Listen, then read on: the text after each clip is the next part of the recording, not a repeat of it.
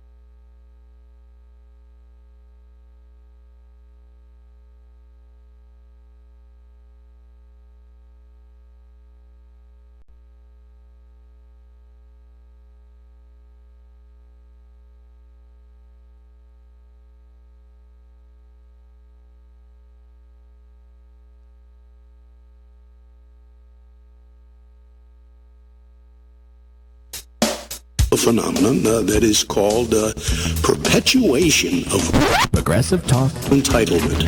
This is Talking Left with Danielle and Shano. Anyway, that's all I got so far. It's a work in progress. Am I talking too much? Are they talking enough? Like I said, work in progress. If that is what they mean by a liberal, then I'm proud to say that I'm a liberal. Good morning, everybody, and welcome to Talking Left, your weekly, proudly progressive talk show. And hopefully everybody is having a beautiful Sunday. Good morning.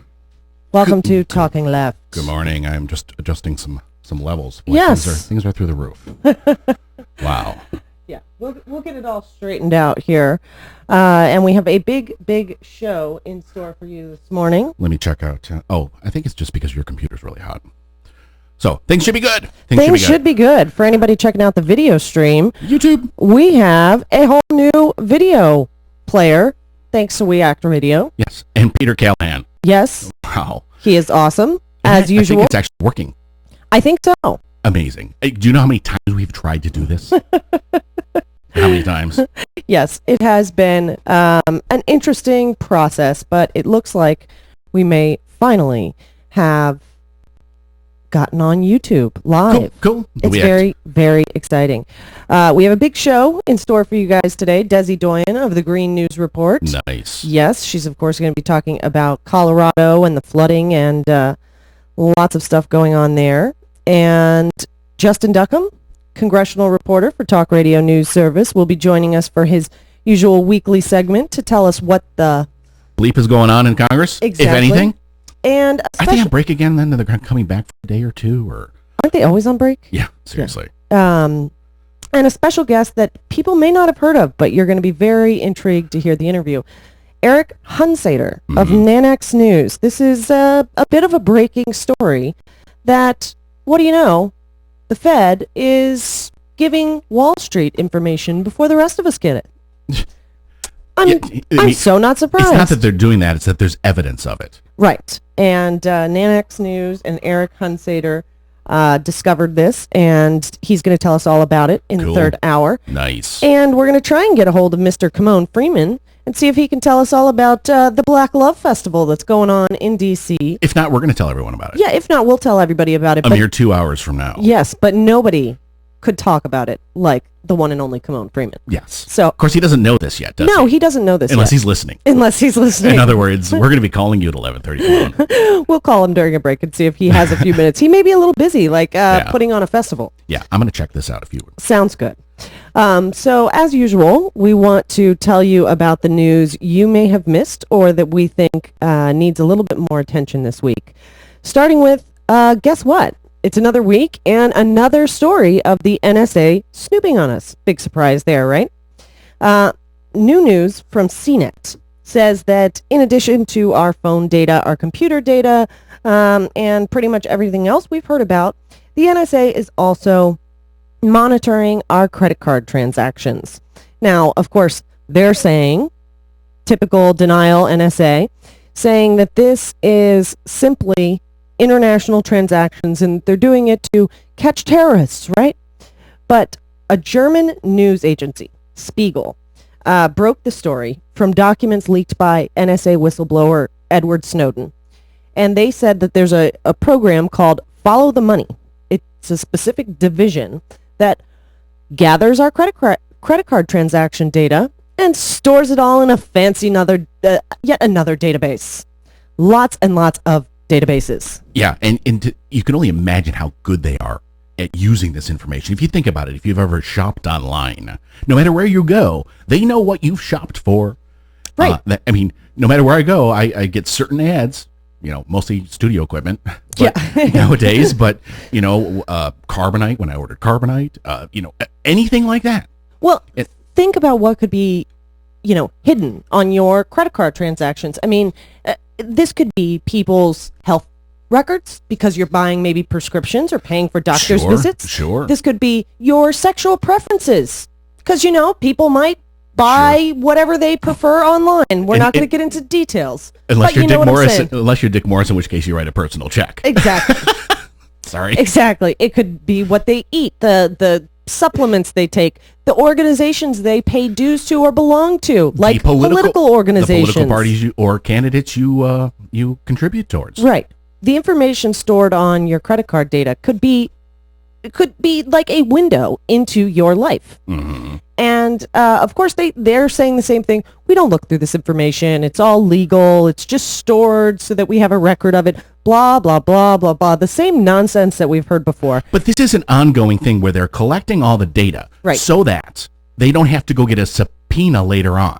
They can do it all in secret. Because if they wanted this information and they didn't have a database of it, essentially what they'd have to do is go to a court, and then the court would have to issue a subpoena to the people who actually store this information. Right. Not that that's a problem with the FISA court because, they pretty much issue them whatever the heck they want. But you do have companies that have said no. Hell, there's been companies who have shut down over this, who said, we're not going to do this. We are not going to open up our customers, our members, to this type of invasive practice. The bigger companies, they don't have much of a choice. So, but they will put up a fight. It will take time. They don't want to have to, they want it nice and easy. Right. We get a subpoena and we dive into the baggie of goodies we already have. And that's why they want to do it. And no one ever knows. If you go to someone like Amazon or you go to someone like Twitter, there's the risk that it's going to become public. Yes. They don't want it to be public. They want this all to be nice and quiet. Well, and behind the scenes, no one ever knows about it. And, the documents that were uncovered specifically showed that Visa is providing this information. So Visa, tiny little company, right, no one knows right. them. Visa, of course, said it's our policy to only provide transaction information in response to a subpoena or other valid legal process. Hello? The FISA court, the secret court that you or I don't get to hear about rulings from, is the very court that could issue that subpoena or warrant. So I'm not, that does nothing to calm my nerves. But the process by which they are doing this, the secretive way, allows Visa to say things like that in public. And those that kind of just listen to it on the side of their ear or aren't that concerned, or I'm not doing anything wrong, or I'm watching Dancing with the Stars, they're just fine with that. See, there's no one's going to issue a subpoena against me. Except that you may have bought a product that was from overseas. Yeah. Hey, you and I, Shane, have been purchasing didn't things even for know it. our studio. Right. And lo and behold, we order something from Amazon. And where did it come from? China. The actual label on the mailing package. Or your medication for your allergies. Right. Of course, you have to give an ID for that as it is with Right. with the new laws. Or if you have a garden, you're buying fertilizer. There you go. If you're buying pressure cookers now. Or batteries. Batteries, yeah. Any of these things can be taken out of context. Because there's such a hair trigger of suspicion, subpoenas roll. Boy, Right. don't And they? the main point of bringing up this story is, number one, nobody's talking about this. There's so much going on with, Congress waging war on itself, the D.C. Waging war on the shooting. poor. Yeah, the D.C. shooting, 2 more shootings in Chicago, the flooding in Colorado. Sure. There's so much going on that stories like this that affect everyday people aren't getting talked about because there's just only so much time in the news cycle. Or because they've methodically wanted to roll this out slowly, the Snowden information, because if you were to put all this at once, 99% of it would be missed. So they're trying to do it slowly, but that at the same time, it's losing its gravitas. Well, and each time, even though it's just as important, every one of these is. Right. And he released so many documents. This is such a big Huge. investigation, Right. by real journalists like those at Spiegel in Germany, that it takes some time to go through all of this stuff. Look at the information released from WikiLeaks. Nobody could sit there and go through that in a day and find every important news story. No. It takes some time. But I thought it was important that we brought that up. And It's still going on. it's still going on. It's wider than we ever thought. Yes, and thank you to Edward Snowden for releasing it. We appreciate shedding some light on. He was in the news twice, though, this week. He was in the news more than twice. He was in the news several times, one of which was the fact that the European Parliament has I forgot about nominated him for a Sakharov Prize for Freedom of Thought. Now, the Green Party over in the EU nominated him for this prize. This is a prize given to people like Nelson Mandela, Right. civil rights icons, and Malala Yousafzai. I'm sure I horrendously pronounced that. The Pakistani teen who was shot last year, for wanting women to go to school, wanting girls to go to school. Right. But people who really made an impact in their society, and they've nominated Edward Snowden. He's one of 7 nominees for this year's award, and right on. Yeah. Right on. Whatever you may think of government secrets or the fact that they should be protected, this is an important conversation. It is. And without the documents he released, we wouldn't be having it. We wouldn't be having it. Certainly not in the depth. Right. That we are. And I find it interesting now, though, that we have to look in his background and how his background check was I think done. the press already did all that background, and all they found was a stripper girlfriend and, Dancer. But excuse me. No, I'm talking about in terms of background checks for people who get clearance. Oh, we're going to get into that. Are we? Okay. Yes, we are. But, I didn't get the note. Speaking, because you never get the notes. Yeah.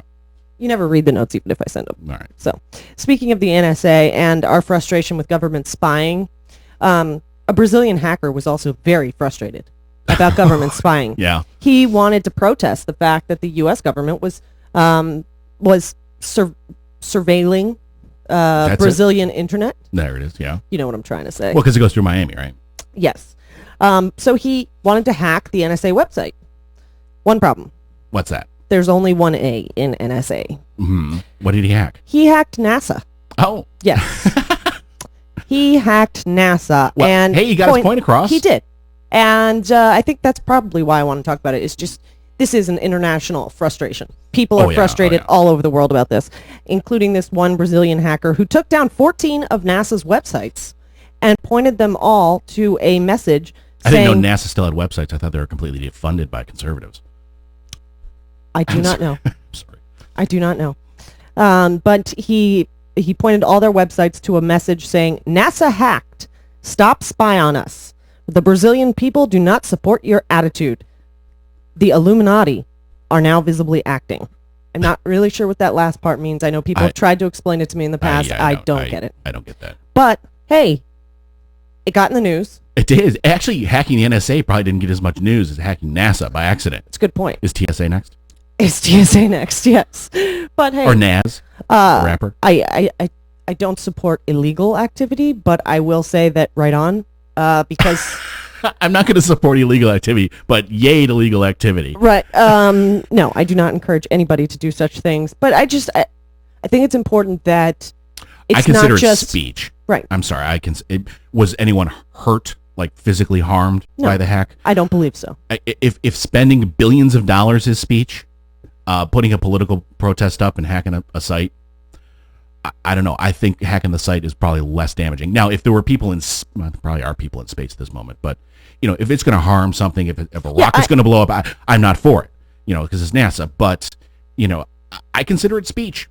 I think that's fair. So long as it doesn't rise to the level of yelling fire in a movie theater, speak, and especially if it's political speech. I think it's important. So, in other news, this is a story we've been watching. We talked about when it first came out, and I'm glad that this has not been stopped in its tracks. Richmond, California, is a city considering the use of eminent domain to help homeowners. Considering, I think they voted, let's do it. Well, they voted to continue the research into it, to continue looking into it. Obviously they're getting a lot of pushback from the from who? The banksters. I wonder who. From the banksters and you have to explain this though. Yes, essentially, Richmond, California wants to buy underwater mortgages, regardless of whether or not the banks want to sell. Right. Refinance them so that people can afford to stay in their homes. And the legal justification, or the legal parameters under which they would buy them without someone wanting to sell, is the Fifth Amendment, which is the government can take something for a governmental use and pay fair market value. Right. And that's the key to this, fair market value. A lot of these homes are overvalued right now for the bank's benefit, so they can keep those assets on their books. Exactly. But the mortgages are underwater. They're not really worth what the banks are saying. So the town is coming in and saying, we'll buy it for fair market value, and we're going to loan it back to them at fair market value. In other words, take them out from underwater. Exactly. And the banks don't like this because they're going to lose their... Can you imagine if towns started doing this? It's the same as mark to market. And we'd find that most of these banks are insolvent if they actually listed their assets what they really are worth at fair market instead of their inflated, mortgage calculation. Right. Shane, shut up. Well, the city council voted 4-3 this week on Wednesday to continue exploring this process. So at least it's not dead in its tracks. Why would it be dead in its tracks? Because it's probably pretty difficult to get something like this into reality, to make this happen. They can just go ahead and do it. It's after they do it when they get sued. That's probably more the issue. Let's also consider that the federal government has allowed eminent, and as well as many state governments have allowed eminent domain for things like oil wells, for the Keystone XL pipeline. I'm sorry, casinos, right? Airports. An airport. That one I can see. How about this one? Because it's the big case they're doing it under. There was a city, New London, Connecticut. Houses, perfectly good houses. Not upscale, but people's homes. And some people didn't want to sell. This is my house. I don't want to move. The town took it and gave it to a pharmaceutical company to build a factory. Right. Is that a governmental purpose? I don't think so. Well, then if that is taking someone's house and giving it to a big corporation, then taking the house for fair market value and giving the mortgage back to them, just fine by me. It's fine by me. And I'm just glad that this is still a possibility in Richmond, California. Keep an eye on that story, because if they can do it in one city, it paves the way for this possibly being done other places where people are underwater on their mortgages because the banksters, took advantage of people. Something like this in Detroit, and then establish a Homestead Act where if you come and live there and you want to develop the property, you get it for very low and low interests. Rebuild. Actually value things where they are. That's one of the key problems in the mortgage market right now. Even ask a conservative about this, that the banks are and the policies of the federal government are keeping these inflated because they know it's still there. That bubble is still there. Yep. And they're trying to deflate it slowly by the Fed buying these things up.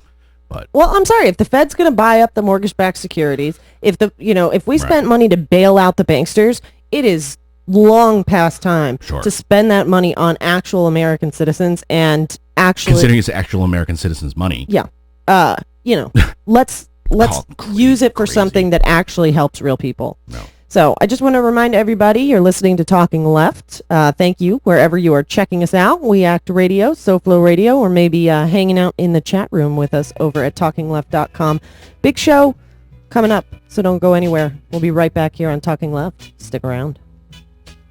Hey, it's Hal Sparks from the Hal Sparks Radio program, Mega Worldwide. And this is Talking Left.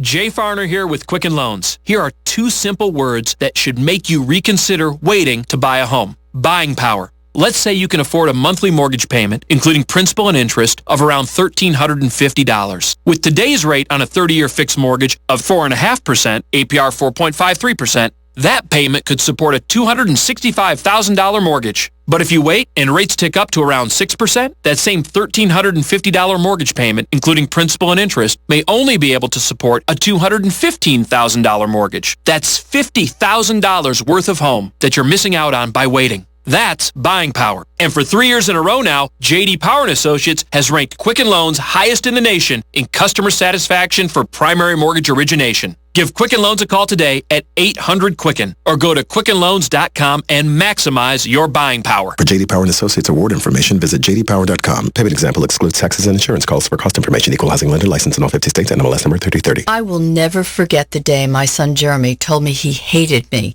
and slammed the door in my face. I'm behavioral therapist Janet Lehman. Behavior problems can turn the child you love and your life into a nightmare.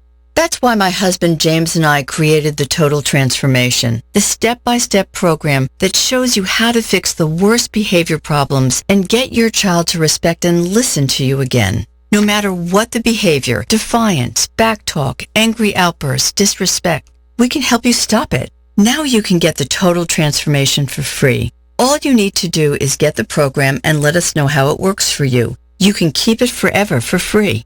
Limited number of free programs available. Call now. 1-800-330-8537. 1-800-330-8537. That's 1-800-330-8537. 1-800-330-8537. Mondays are no good. Mondays make you use your alarm clock again and sit in a cubicle. But Tuesdays, Tuesdays are awesome. Why? Because that's when Wing Tuesdays happen at Buffalo Wild Wings. Every Tuesday, you can get specially priced wings, spun fresh in your choice of any of their over 20 sauces and seasonings. You want mild? They got mild. You want Asian zing? They got Asian zing. So when next Monday comes around, remind it how much better Tuesdays are. But I'm sure it already knows. Buffalo Wild Wings. Wings, beer, sports. I'm Jim Cook here at our Sam Adams Brewery tasting this year's Sam Adams Oktoberfest. Hit it, boys! Who wants some fresh Oktoberfest? This year's Oktoberfest is rich with sweet flavors like caramel and toffee. That is really good. Those unique flavors come from the 5 roasted malts in Sam Adams Oktoberfest. Ah, delicious. We only brew Sam Adams Oktoberfest for 2 months, so grab one before it's too late. Then I definitely want more Oktoberfest. Boston Beer Company, Boston, Mass. Save responsibly. Rates, policy forms, and availability vary by state. Why spend more than you have to on your life insurance? Our free service can save you a fortune on your life insurance in just one short phone call. I'm Byron Udell, founder of AccuQuote. At AccuQuote, we monitor hundreds of top-rated life insurance products to find you the lowest prices. For example, a healthy 40-year-old can protect his family with $500,000 of 10-year level term for less than $21 a month. Rates for women are even lower. We even have term life policies that guarantee your money back even if you don't die. AccuQuote makes it easy to find the best values. Just call 800-654-2071. Since 1986, we've helped hundreds of thousands of people save a fortune on their life insurance. How much can you save? Just call AccuQuote at 800-654-2071. Call now for your free quote. 800-654-2071. That's 800-654-2071.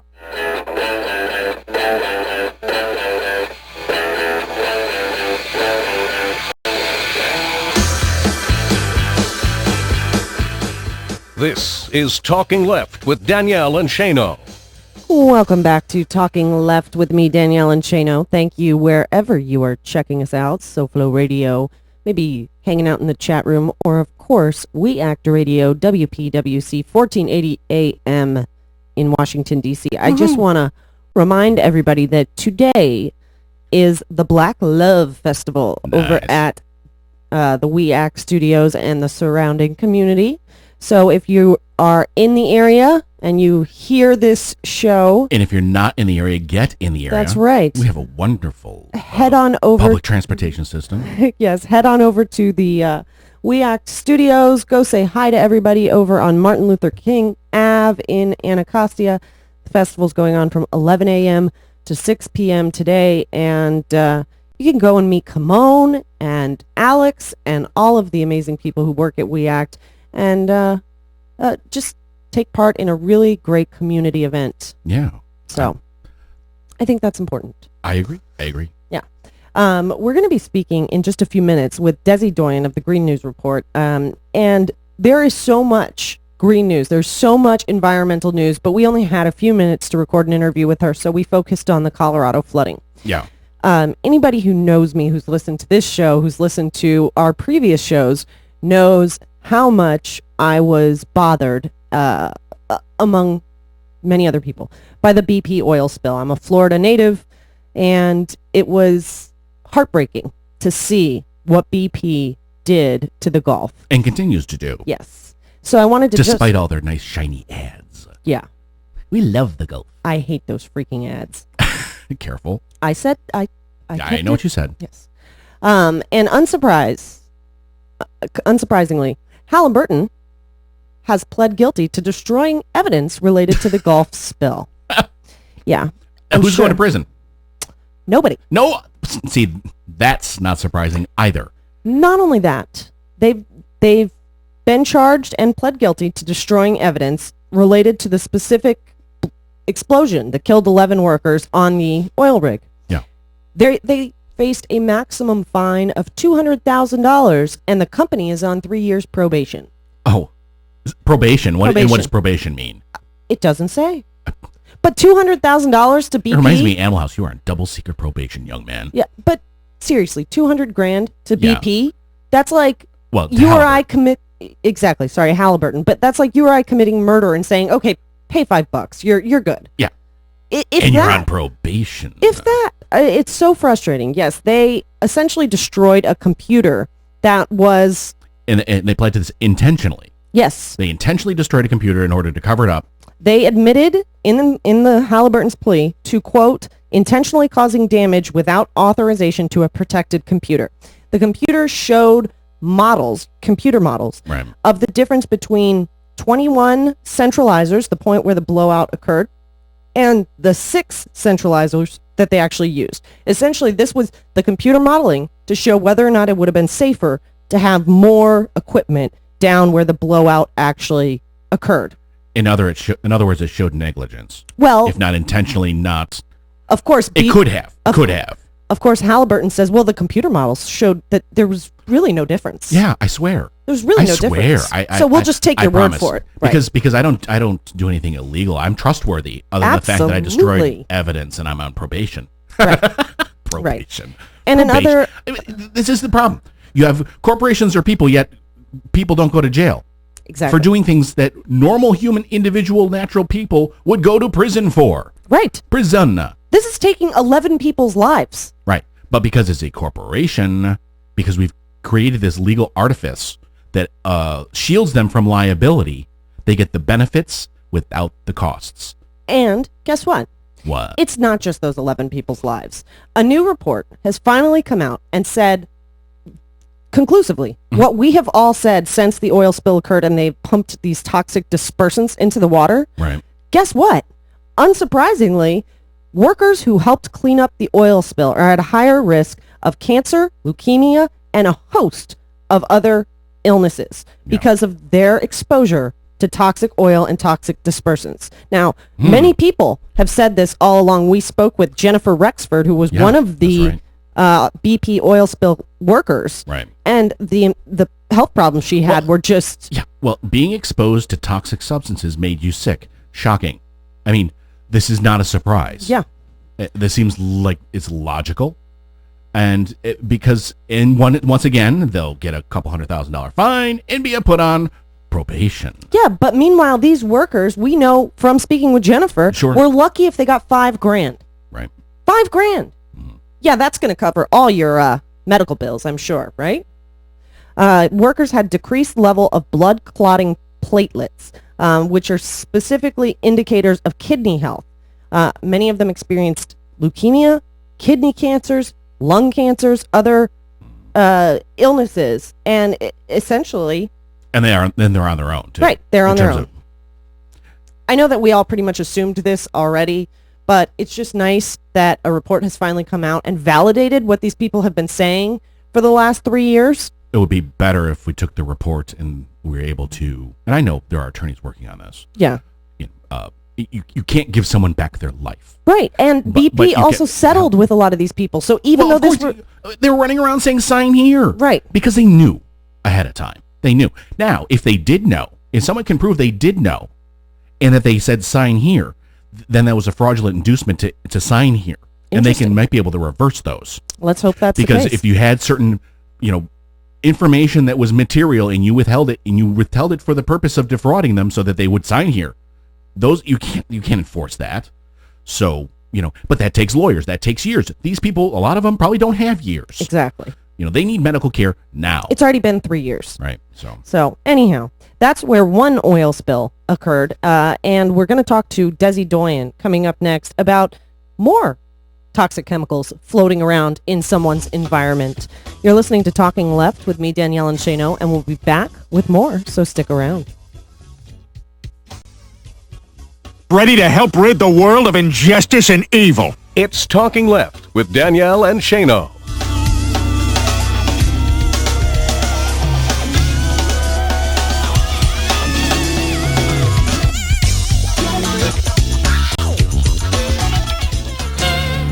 As the people of Colorado are presently learning, it's horrendous enough to suffer the ravages of a natural disaster, but it's doubly horrific to then be faced with a more devastating unnatural disaster. First came the epic floods that recently ripped through the Front Range, tearing up towns, roads, waterways, mountain homes and businesses, farms and lives. Just awful. But now comes the added horror of unknown levels of poisonous contaminants pouring out of many of the thousands of fracking sites that pock this area. Big oil frackers were already notorious in Boulder and Weld counties for the environmental, health, and economic damage being done by this ravaging method of forcing gas out of rock deep under Earth's surface. Now, though, the corporate wells, tanks, ponds, and all the other parts of their fracking infrastructure have been swamped by a tsunami of floodwater and destructive debris. Even in the chaos of people scrambling to get out of the flood's way and to secure their property, many residents were so alarmed by seeing this mess of flooded wells, overturned tanks of highly toxic chemicals and wastewater, and ruptured lines that they paused to take pictures and videos. They then posted these on websites and Facebook pages to document this unexpected threat of widespread long-term damage from fracking contaminants and to alert neighbors to the danger.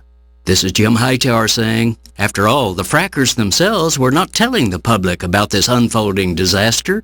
The big media outlets were curiously incurious about it, and regulators were also silent. So, like the pamphleteers of old, the people formed their own network of communication, and they've now turned it into a citizens' action network. To see some of their photos, videos, and actions, go to www.facebook.com/East Boulder County United. Need an antidote to the progressive blues? Want some good news about how grassroots folks are rebelling against the corporate powers and winning? Well, here's an easy-to-swallow pill for you, the Hightower Lowdown. Hightower's monthly newsletter will give you the lowdown, even as it lifts you up. It's 4 pages a month, jam-packed with facts you can use, actions you can take, and Jim's own Texas humor, all for only $15 a year. To become a lowdowner, go to hightowerlowdown.org. You're listening to WIN, Workers Independent News, a production of Diversified Media Enterprises. I'm Doug Cunningham. The U.S. Department of Labor is extending minimum wage and overtime protections to nearly 2 million domestic workers. The final rule extending those protections was announced Tuesday. It keeps a promise President Obama made to ensure that domestic direct care workers, like home health aides, personal care aides, and certified nursing assistants, get a fair day's pay for a fair day's work. Domestic workers have been pushing for domestic workers' Bill of Rights laws at the state level. U.S. Labor Secretary Thomas Perez says this new rule is, quote, an important step toward guaranteeing that these professionals receive the wage protections they deserve while protecting the right of individuals to live at home, end quote. AFL-CIO President Rich Trumka applauded the rule, saying it finally recognizes the value of the work done by millions of people who take care of our aging parents, as well as our sisters, brothers, and children with disabilities. Trumka says the courage of domestic workers fighting for these protections made it possible. According to the Department of Labor, there are about 1.9 million direct care workers in the U.S., nearly all employed by home care agencies. 90% are women and half are minorities. The Labor Department says 15 states already extend some minimum wage and overtime protections to direct care workers. An additional 6 states and the District of Columbia give domestic workers minimum wage protections. Immigration reform was a major topic of discussion at this year's AFL-CIO Constitutional Convention. Jesse Russell reports. The National Taxi Workers Alliance has been a strong proponent of comprehensive immigration reform. At this year's AFL-CIO Constitutional Convention, the organization's executive director, Bhairavi Desai, spoke with Workers Independent News about why the issue is so important for the Alliance. We represent the communities that are going to be directly impacted by whatever legislation gets passed. And I do think, up to now, the legislation that we've seen is not dignified, and it needs to be changed, but not in the direction that the House wants to take it, but more toward a progressive direction. She said she has hope reform will pass through Congress soon because most people in the United States live in communities where they're directly impacted by this issue. I think that even, non-immigrant communities understand. Most people have neighbors that are immigrants. Many people have neighbors even in suburbs that are undocumented or co-workers or, they're the parents of their kids' friends. New U.S. Census data released Tuesday shows household income is down and is now 8% less than it was before the Great Recession of 07-08. 15% of Americans, 46.5 million people, are in poverty. SEIU President Mary Kay Henry says this new data shows we need to build a strong and equitable economy that allows working people to truly benefit from their labor productivity. She says America's economic well-being depends on it, and that's why she says that movements like the low-wage worker movement must succeed. You've been listening to WIN, Workers Independent News. For more information, visit laborradio.org. Here at the GED Pep Talk Center, we've got a pep talk that can motivate you. Sometimes things don't always turn out the way you want them to. You can improve your future. Now get your game face on and take the first step towards a better life. Hurry up! Don't make me repeat myself. Whatever level of motivation you need, we've got a pep talk for you. Call 1-877-38-YOUR-GED or visit yourged.org for your pep talk and for free classes in your area. GED is a registered trademark of the American Council on Education. Brought to you by Dollar General Literacy Foundation and the Ad Council.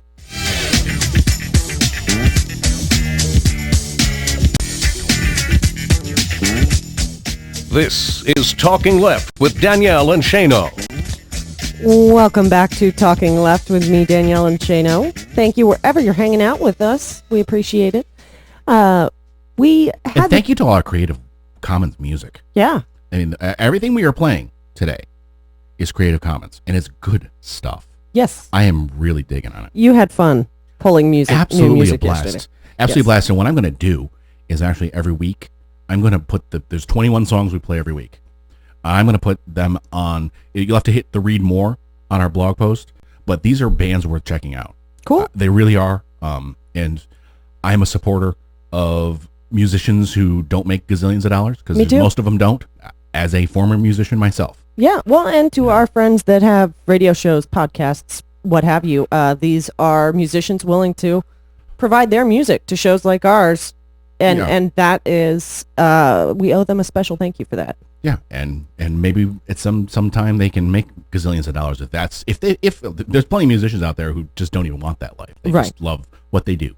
So anyhow, I just want to do a shout out to them. Yesterday we had the chance to speak with Desi Doyen of the Green News Report. You can check it out at greennews.bradblog.com, and we're going to play that for you, and she's going to tell us all about what you need to know about the Colorado flooding.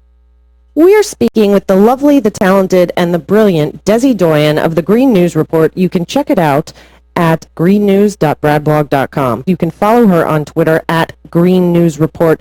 She is amazing at collecting and reporting on all of the green news going on around the country. And Desi, I don't know how you do it. You have your hands full with the amount of news out there right now. Well, you'd be surprised, but there is so much going on. It's, just in the energy and environment sector. And, of course, it doesn't help that we keep having, all of these extreme weather events that are just kind of turning into natural disasters that are happening quite a bit more frequently than they used to. Yeah, seems like one right after the other, or going on at the same time, like we've seen right now, typhoon in China, flooding in Colorado, hurricane in Mexico. Trifecta. Oh, 2 hurricanes in Mexico. They've got one on both coasts. Awesome. I'm sure that's working out very well for the people in Mexico. Yeah, the tourists in Acapulco are delighted. While I could certainly speak to you for hours about all of this because there is so much to cover, I wanted to focus on Colorado flooding because it is, obviously so close to home. It seems to me in the major media there has been some type of fear to link this at all with global climate change and global warming, like that they are just afraid to make any kind of connection there. Am I wrong to think that climate change played a role in the flooding in Colorado? No, you are absolutely not wrong to consider climate change's influence on making the Colorado floods what they were, the natural disaster that they were. To be clear, though, it will take a couple of months for scientists to actually go through all of the data and really pinpoint the fingerprint of human-caused climate change on this particular extreme event. Boulder, Colorado was known to be a flash flood hazard risk. It was one of those places where it wasn't going to be a matter of if, it was going to be a matter of when. But this particular rain event was truly unusual. There have been a lot of these blocking patterns that we've been seeing in the atmosphere that have essentially, it's when the theory goes right now that when the Arctic ice is melting, it actually warms up the air above the Arctic Ocean. That, you know, and a warmer ocean is going to actually change the weather pattern. And so the prevailing theory right now is that the warming Arctic is changing the jet stream, slowing it down, causing it to meander more, which means that any weather system that is pushed along by the jet stream slows down as well. And that's what happened in Colorado. It's what they call a blocking pattern, where it just kind of stays and parks over an area and just continues dumping rain again and again and again for days on end. And that's what we saw in Colorado. I think it's very likely that the fingerprint of climate change will be pinpointed for this particular event. You know, they said that it was a 1,000-year rainstorm and a 1,000-year flood. And of course, what they mean by that is that the chances of it happening to this extent and in this way the odds are like 1 in 1,000. Not that it's going to happen every 1,000 years or so. So, you know, the chances of this happening were extremely rare, and then it did. And what happens is we look now at the trend toward more extreme weather events, and we're finding that the trend shows more extreme weather events. So it's not just one particular natural disaster that's been caused by this storm. It's this plus all the other ones that we've been seeing. So, you know, I can understand the media to a certain extent, the corporate media being reluctant to go ahead and say, hey, this is global warming. They'll wait for the scientists. But I think that it's pretty clear right now that we could say definitely that climate change has an influence in the weather altogether as the background state is changing. And so, you know, I think they could go a little further with that, but, you know, they're the corporate media. They probably won't. Yeah, you pretty much answered what was going to be my next question, which, you know, so much of our defense when right-wingers, when climate science deniers constantly point to one weather event and say, see, climate change isn't happening, is we differentiate between climate and weather. And I think personally that may be the cause of some of the reluctance is those on the left don't want to point to a weather event and say, see, this is climate. But as you just mentioned, this is an overall pattern. We're seeing, you know, precipitation rates completely change, patterns completely change. Absolutely. And historic flooding in places that are a 1 in 1,000 chance. Is that kind of, did I get that right? You got that absolutely right. I mean, we actually have data on this stuff. There was a study that came out last year that noted that since the 1950s, heavy deluges, heavy downpours have increased in the United States, in every single state in the continental United States since the 1950s. I mean, this is where you look at, you know, single storm or single day or single storm precipitation data that says, oh, well, we used to get storms that on average would dump this amount of rain. Now they're actually showing that the downpours are increasing. So remember, there was that huge flood in Nashville in 2010. Yeah. That came from an excessive downpour. Just this past summer in Calgary, Canada, was shut down for the very same thing, a heavy downpour caused by a blocking pattern that caused a storm to just park out over Calgary, and it flooded Calgary. So it's not your imagination. This stuff is actually happening. We actually have the data to show there are more increased extreme weather events, and there are greater deluges that are occurring right now. Right, and we're seeing storm after storm cause this extensive multi-billion dollars worth of damage. I just want to remind everybody, we're speaking with Desi Doyen of the Green News Report. You can check it out at greennews.bradblog.com. You know, the superstorms like Sandy costing 50 billion, 20 billion. We're seeing now in Colorado $2 billion, and that's just talking about property damage. This doesn't even cover what another underreported story in this whole Colorado flood is what it's going to cost to clean up the fracking chemicals, the oil that is now mixed in with this flood water and mud and contaminating many areas of Colorado. Why isn't this a bigger story?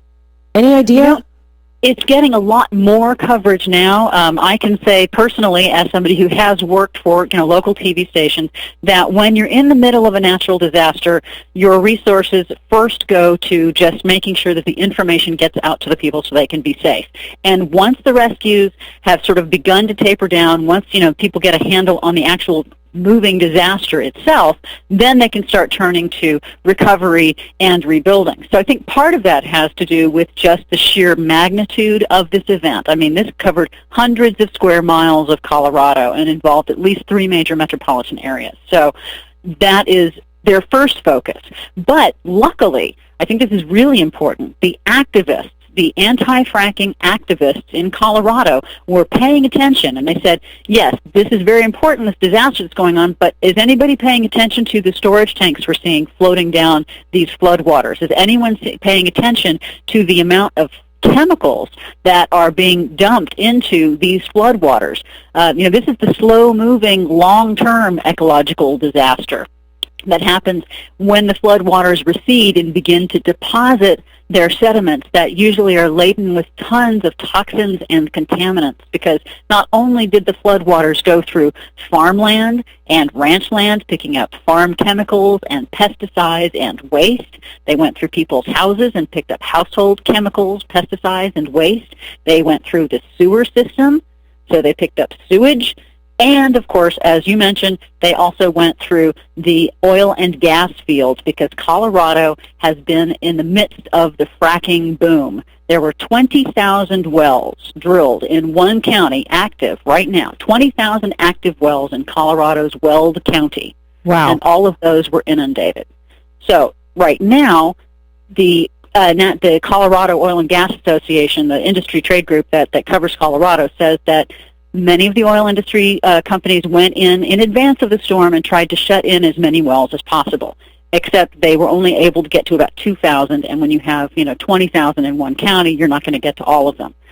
They're going to have to wait until the floodwaters have receded somewhat before they can get the full assessment of the damage. But so far, because those activists raised the alarm and said, hey, we're seeing all of this, why isn't anybody looking at this? There has been a lot more attention since then. The Denver Post has been doing a lot of really good work covering the oil and gas issue, and also the local TV stations have begun to fly over and see, okay, so what is the ecological damage that we're seeing from this? So that's the good thing. That's starting to get more attention now. The activists were instrumental in making that happen.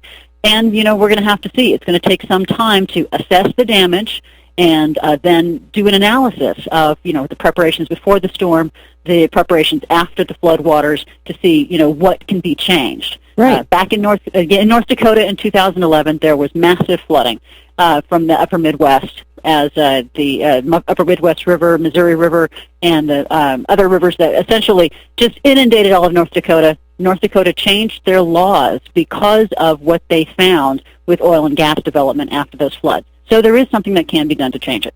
And that's really the important part. I mean, we can't obviously undo this flooding, undo the horrific damage that has been done to that property and all of these people, or bring back the lives that were lost, but we can learn from this tragedy and deal with how we deal with the onset of climate change and the likelihood that these type of huge storms are going to become more common, and how we deal with oil, gas, chemicals, and other issues that are just going to be involved. No matter if we pulled, all of the oil and all of the gas drilling right now, there's still so much of these chemicals out there.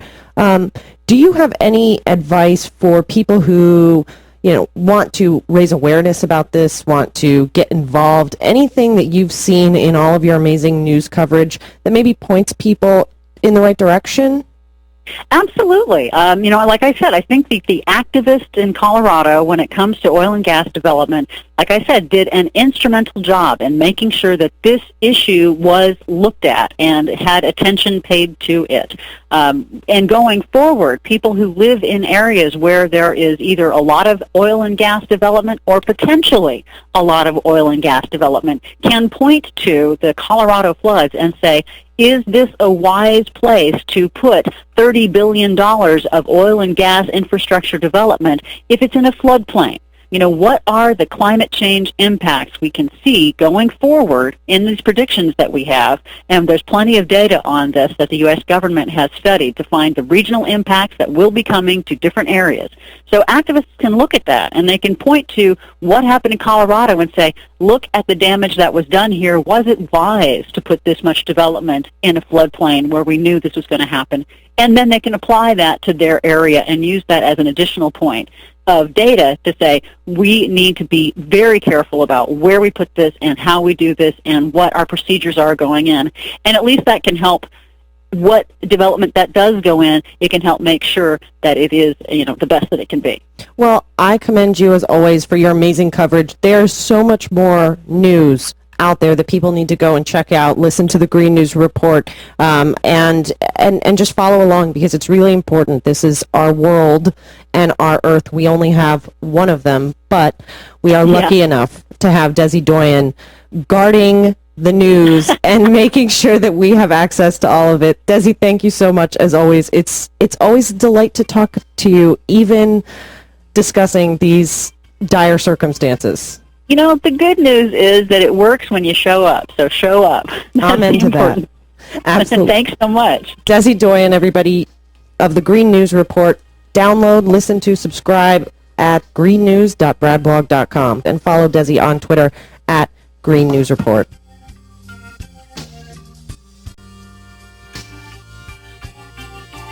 What? Danielle and Shano.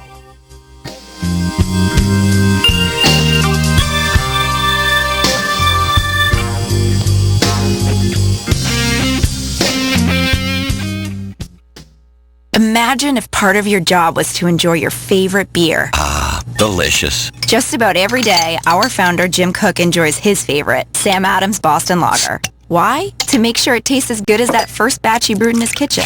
Smooth yet flavorful, with a deep amber color and a head so thick you can float a bottle cap on it. In fact, every batch of Boston Lager is tasted over 100 times before it leaves our brewery. So if we haven't tasted it, neither will you. Cheers, man. Cheers. Sam Adams Boston Lager. Boston Beer Company, Boston, Mass. Save responsibly. Are you a coffee drinker? Do you need to cut down on those sugary coffee creamers? Cocoa Complete transforms your coffee into an incredible health booster without adding any sugar or fat. Simply add one delicious scoop of Cocoa Complete to your coffee, and you'll be in guilt-free cafe mocha heaven. But Cocoa Complete is more than your new favorite coffee companion. It's actually good for your health and your waistline, because Cocoa Complete has fat-burning properties and helps promote a healthy metabolism to support an effective weight loss program. The secret is Cocoa Complete's blend of pure cocoa bean extract plus other natural ingredients like green tea to make a delicious, chocolatey, low-calorie coffee sweetener that can help you lose weight. Get started right away with a free 15-day trial of Cocoa Complete. That's 15 days of support for burning fat and boosting metabolism with Cocoa Complete for free. Just pay shipping and handling. Just call 800-513-6794. That's 800-513-6794. 800-513-6794. Ron Delano, attorney, Houston. Attention mesothelioma patients. If you or a loved one were exposed to asbestos years ago, this may be the cause of your mesothelioma lung cancer.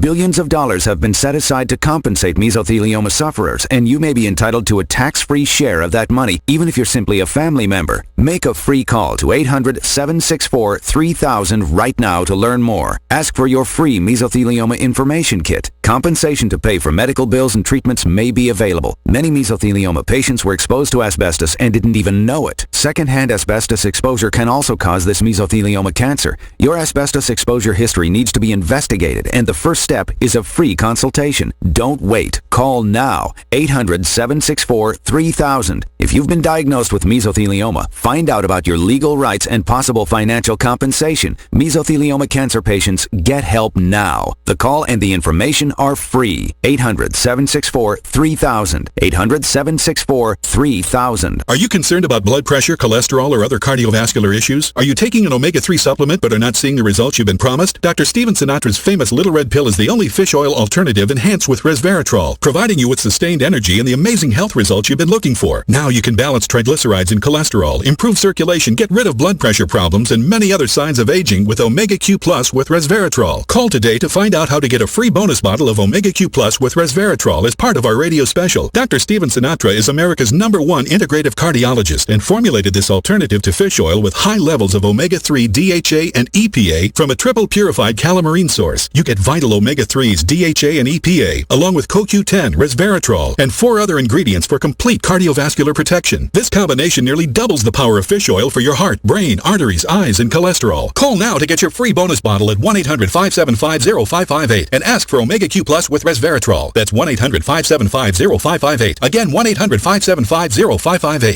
At Buffalo Wild Wings, we've got a game-winning plan for football season. First, you'll need a few solid starters, like our Hall of Famer, Golden Crisp Fried Pickles, or our Garden Crasher, a huge formation of fresh veggies, hummus, and cucumber sauce. Go deep with not your ordinary onion rings, loaded with mushrooms, prime rib, and cheddar cheese. Or kick it all off with our cheese curds, cheddar cheese fried to gooey perfection. And remember, heroes always share the glory. Buffalo Wild Wings. Wings, beer, sports.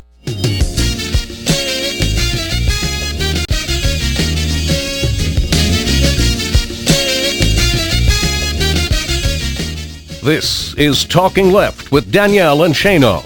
Welcome back to Talking Left with me, Danielle and Shano. Now everybody gets to see you dance on the YouTube live stream. I forgot about that. I'm just going to play the music all the way through the segments. What do you think? How about no? You don't want a soundtrack? I don't need a soundtrack.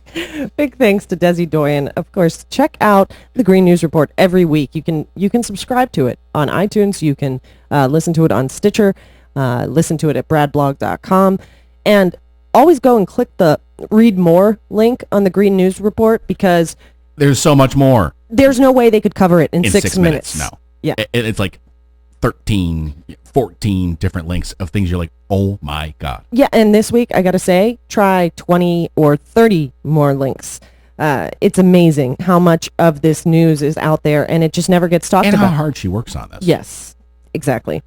Of course, the big news this week. Big news. Big, huge, gigantic news was the House Republicans essentially waging war on the poor and our entire economy.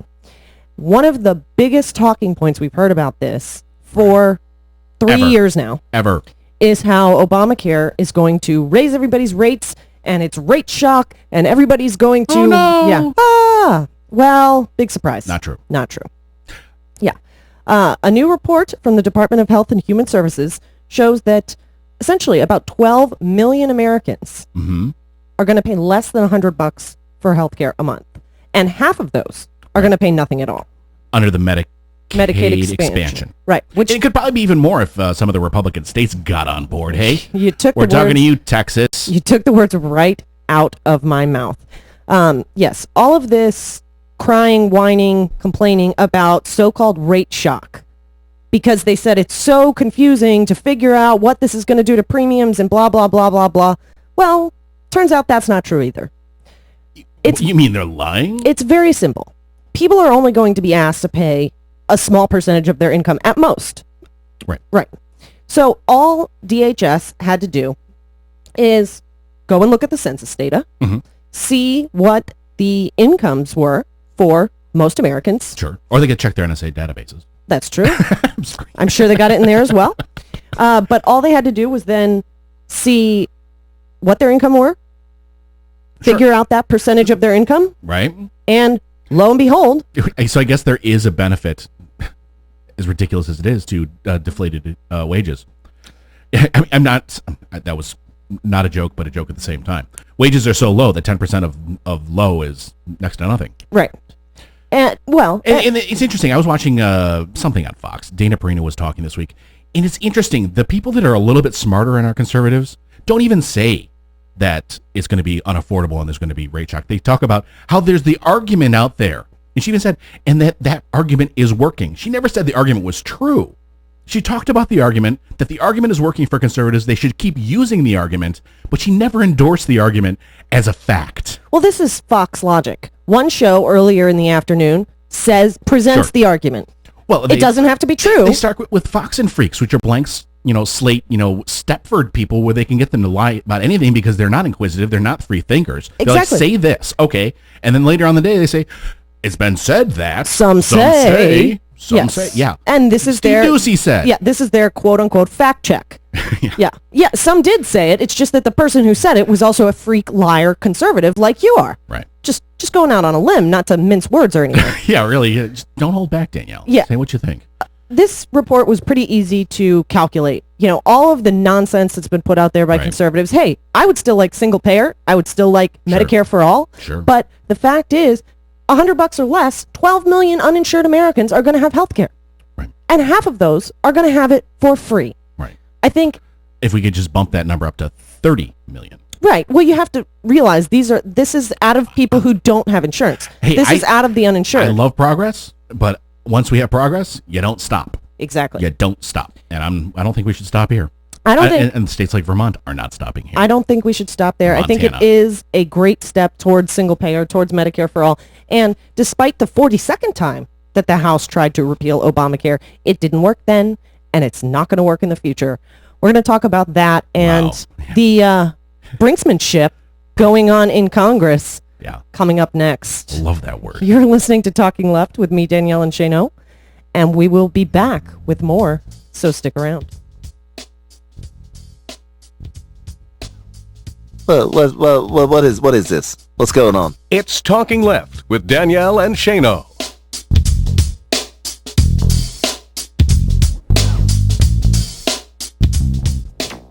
It's Tuesday, September 17, 2013. The state says at least 30 highway bridges are completely destroyed.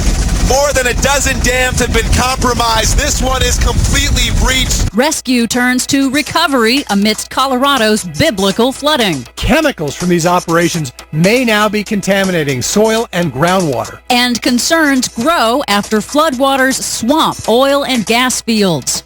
Mining company pulls out of Alaska's controversial Pebble Mine project. Plus, it's official. August was the fourth hottest August on record.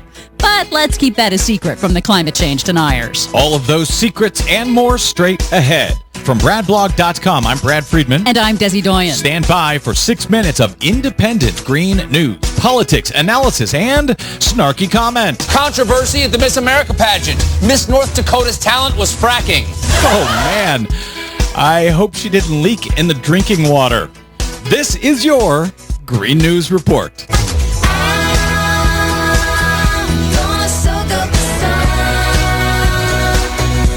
Okay, Desi Doyen, a sharp-eared listener gave us the heads up that the Green News Report, specifically you, appear in 350.org's latest video about the Keystone XL pipeline. We will never give up until the very idea of Keystone XL is dead and buried. People in front of the White House are demanding that President Obama deny approval of the Keystone XL pipeline. Yes, that's me. I was surprised to hear it. That is, of course, a video for 350.org's upcoming Draw the Line on the Keystone XL pipeline mass action. I think it's September 21. So now, apparently, whether you like it or not, Desi, you're an activist. I don't mind at all. Well, maybe you don't, but I'm suing. What do you have for us today, Desi Doyen? Well, first, welcome to day 6 of our flood event. It's not over yet, but as the biblical rains and floods begin to clear, parts of Boulder, Colorado begin drying out. Downtown businesses are reopening. Many of them are reopened already and are eager to have business as soon as it becomes accessible for people. The current death toll remains at 8, but is probably going to rise. The U.S. Army and Colorado National Guard continue search and rescue operations across the hundreds of square miles of Colorado that have been affected, while the focus now begins to shift to recovery and damage assessment. In hard-hit Larimer County, as many as 1,500 homes were destroyed. That's 1,500 that were destroyed, not damaged. In Boulder County, officials say 30 bridges, numerous dams, and at least 100 miles of roadway are destroyed, and it's critical to get temporary bridges built before the first heavy snows arrive.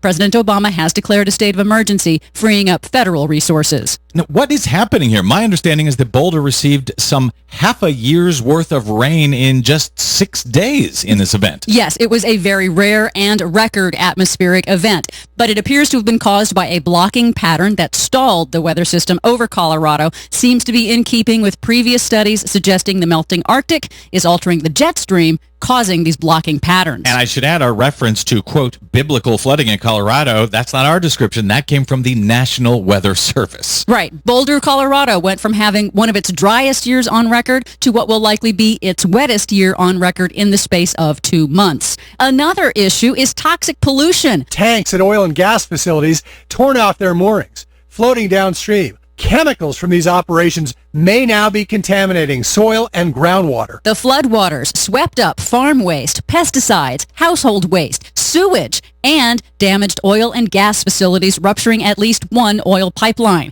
In an interview with the local Denver CBS station, Tisha Schuler of the Colorado Oil and Gas Association said hundreds of oil and gas wells were shut in before the storm, but we're not going to know what's happening until the waters recede. These are the extreme weather events that climate scientists have been warning about for years. Previous studies have shown heavy downpour events have increased in every state in the continental United States since the 1950s. In other news, it's official. August 2013 was the fourth hottest August on record for the entire planet. It's tied with 2005 and once again confirms that global warming continues. Year to date, 2013 so far is the sixth hottest on record for the planet. Finally, big news in Alaska. One of the partners in the massive, controversial proposed Pebble Mine announced Monday it is withdrawing from the Pebble project. Mining giant Anglo American is pulling out to prioritize other ventures with lower risks. Alaska residents and fishermen have fought to stop the proposed Pebble Mine for years.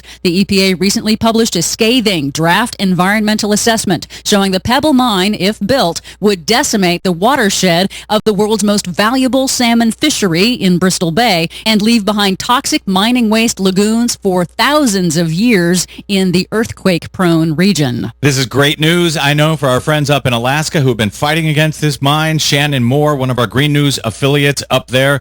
Keep up the good work, guys. It sounds like you might be winning. For much more on that story and more that we couldn't get to today, please check out our website at greennews.bradblog.com. Find us and like us on the Facebook and follow us 24/7 on the Twitters at Green News Report. From bradblog.com, I'm Brad Friedman. And I'm Desi Doyen. And this has been your Green News Report. And I felt like a loser, but I turned out the winner when it came to Alaska, the land that I love. Here's to Alaska, here's to the people. A phenomenon that is called perpetuation of progressive talk entitlement. This is Talking Left with Danielle and Shano. Anyway, that's all I got so far. It's a work in progress. Am I talking too much? Are they talking enough? Like I said, work in progress. If that is what they mean by a liberal, then I'm proud to say that I'm a liberal. Welcome back to Talking Left with me, Danielle and Shano. Thank you wherever you're checking us out. SoFlo Radio, maybe hanging out with us in the chat at talkingleft.com, maybe downloading the podcast or listening live over at We Act Radio, 1480 AM in D.C. I do that every time. I need to stop that. Why? It's fun. Live! It's a live part from Young Frankenstein. Yes, but if you are in the D.C., Virginia, Maryland area, please head on over to Anacostia and join in the fun at the Black Love Festival, poetry, crafts, all kinds of stuff going on down there. 11 a.m. to 6 p.m. today, 2120 Martin Luther King Ave in Anacostia. And head on over and say hi to everybody over at the We Act Radio Studios. Yeah. Yes. Our home. Our home sweet home. Yes. Support your local community. We Act is great about that, and we salute them. So we were talking before the break about, Congress and the brinksmanship. Brinksmanship. Yeah. And it was the president who used that phrase earlier this week. Yes. I'm so glad he used that word. At an appearance before the Business Roundtable, which is interesting because the big business community, the big business lobbyists, does not often side with the people or with progressive ideas. They're not siding. It's a complete coincidence. They're siding with themselves. Right. Period. And it happens to be in line with the rest of the people. Right. Essentially, they get no credit. The last time that Congress held up the debt ceiling and nearly brought our economy and our nation to the economic brink. It cost Wall Street and the business community huge. Big money. Yeah, the stock market dropped 17%. The country's credit was downgraded. Consumer confidence dropped, which means people weren't out there spending money. Yep. And the businesses were They therefore suffered. losing it. They suffered. It's not a good. No one is saying this is a good idea. Right. Everyone's saying it's a really bad idea, but it's the other guy's fault. That's What's going on? brinksmanship. Brinksmanship? Actually, no. No, that's not. Well, when both sides are bringing us to the brink of... Brinksmanship is like chicken. Yes. And it was used a lot during the Cold War, during the arms race between the old Soviet Union and the United States. It was brinksmanship. We can blow you up 3 times. We can blow you up 4 times. We can blow you up 5 times. And who's going to push the button or not push the button is the brinksmanship. Mutually assured destruction is what kept everyone from pushing buttons. Right. And blowing things up. Well, of course we did, but we were way back. We were the only ones that had them at that point.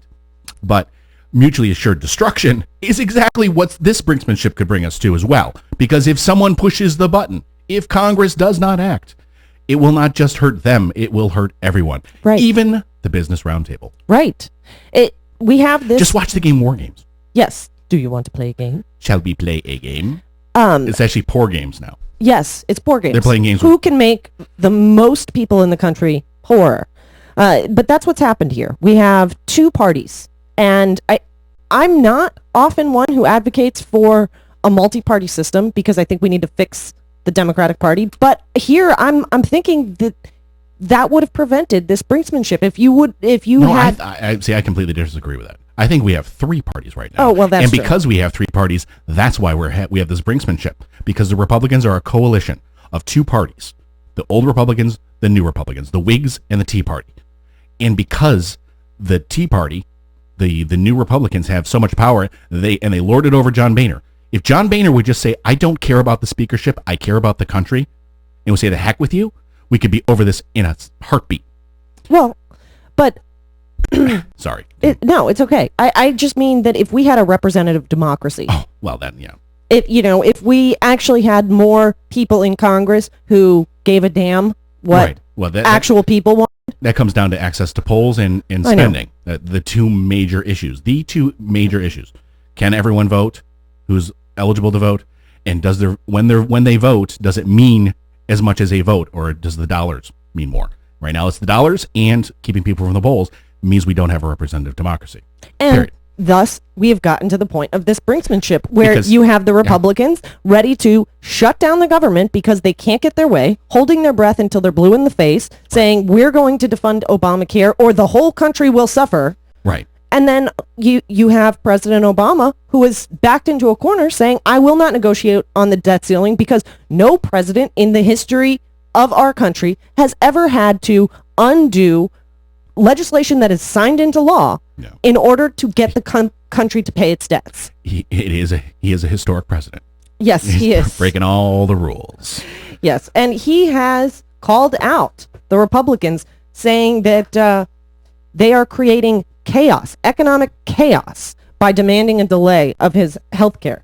He said, quote, are some of these folks really so beholden to one extreme wing of their party that they're willing to tank the entire economy just because they can't get their way on this issue?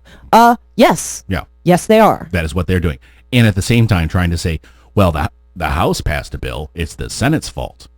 And and the president would veto it anyways. We've done our job. It's insane. We're at this point where brinksmanship is the word that's defining the people who are supposed to run this country. Mm-hmm. That is a problem. Of course it is. And John Boehner is the problem. I lay it 100% at his feet. Why do you lay... For not having the nerve to say no. This Hastert baloney. The Hastert rule. Yes. Which means you have to have a majority of people in the House. Right. Which means he has to get the Tea Party on board. And they use that Hastert rule, and they use his job against him so that a very loud minority can dictate what's coming out of the House. And since all spending must start in the House, they have an incredible amount of power because of John Boehner. It's the same thing with immigration reform. Immigration reform will not happen because of the Hastert rule. Right. Flat out. Because You have the Voting Rights Act, which said essentially go ahead and block minorities from getting to the polls. So your gerrymandered districts are just fine. So you can stand up in the House as the very small, loud minority and say, we're not going to do this. And it doesn't happen. They have ultimate veto power. They are as strong as the president when it comes to legislation because they are vetoing everything. But it creates, as the president said, economic chaos. I mean, we are days away from a potential economic shutdown, and these people will not back down because they aren't getting their way. It is brinksmanship, though. And brinksmanship inherent in that is that when you do get to that edge, when you are face-to-face, you don't push that button. And they've already broadcast. The conservatives have already broadcast that they're not going to shut down the government. Not on the continuing resolution, but they're going to try it again in with the debt ceiling in a couple weeks. They're not going to. They will run up to that edge. I don't believe they will. I think they realize. It's just they can't say it out loud. Otherwise, their threats are empty. They can't broadcast that we're going to give in eventually. Brinksmanship is poker. It's that straight face, I will push the button. They have to come out and say, I will push the button. And they're not going to push the button. That's my opinion. I don't know it for a fact. I don't think they're going to push the button. I think they will. Well, then we'll see what happens. Yeah, I think they will purposely. I can see some kind of last minute midnight deal, and what will happen is they'll say, "Don't worry about it. We'll revisit this again on December 15th." Right, but you're talking about people who think it is just fine to cut food stamps by $40 billion. I understand. They could not make it any clearer that they do not care about the American people. But the political fallout is so great because the one thing they care about is their political position. Right, but they're in gerrymandered district. They're not going to get, primaried. Some of them could. I would be intrigued to see it. I just think that I see a situation in which the crazies do hold the line, but in a backroom deal, John Boehner goes to the crazies and said, cast your crazy vote. But politically, this is going to kill us. So I'm going to break the Hastert rule. Do I get to keep my job? And they say, uh-huh. And then they go vote, and it's the old Republicans along with the Democrats, and it's averted. This is the same way it happened last time. The thing is, they went a couple days past, and then we had all that damage. I don't think they're going to let it go those couple days past this time. That's my prediction.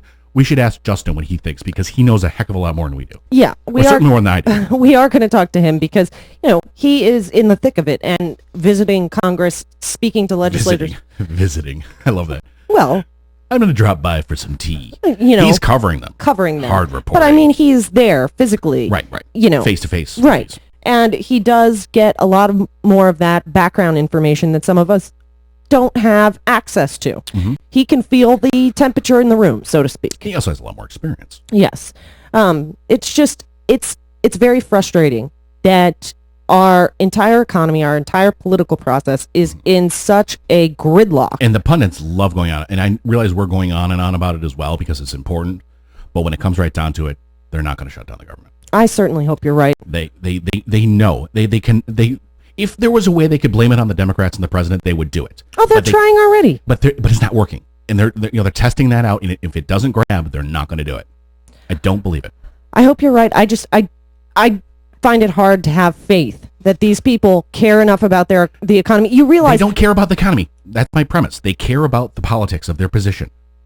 And when it comes right down to it, it's not just hurting a specific Republican in their district. It's hurting Republicans as a whole. And John Boehner's job, he knows, is to help Republicans as a whole, the party. If the party is hurt, yes, the gerrymandered districts are fine, but they aren't all gerrymandered. And there'll be enough of them out there that say, I'd like to keep my job, thank you, in 2014. So I'm not, let's break this Hastert rule. John, you'll be okay. You'll be fine. Go ahead and do it. Not even whip the vote. Just go. We shall see. And I'd also like to know who's hedging bets against our economy like they did the last time around. I want to know who stands to make money off of what happens with their decision, like Eric Cantor did last time with the debt ceiling. That would be a great way to figure out whether or not they're actually going to push it over the cliff. Because if they're shorting it, yes. If they're not, because there's going to be a big boom if they don't. Exactly. It'll be lots. No matter what, they're going to make some money. Yes, that's what they're best at. We don't know if they're going to push us off the cliff, but we do know they're going to make some money. Yes. Anyhow, that's our rant about Congress. In just a few minutes, we're going to speak with Justin Duckham, the congressional reporter for the Talk Radio News Service, about everything going on in Congress and about these heartless conservatives in the House. You're listening to Talking Left with me, Danielle and Shano, and we'll be back with more, so stick around. A beautiful place full of wonderful things just waiting to be experienced. It's Talking Left with Danielle and Shano.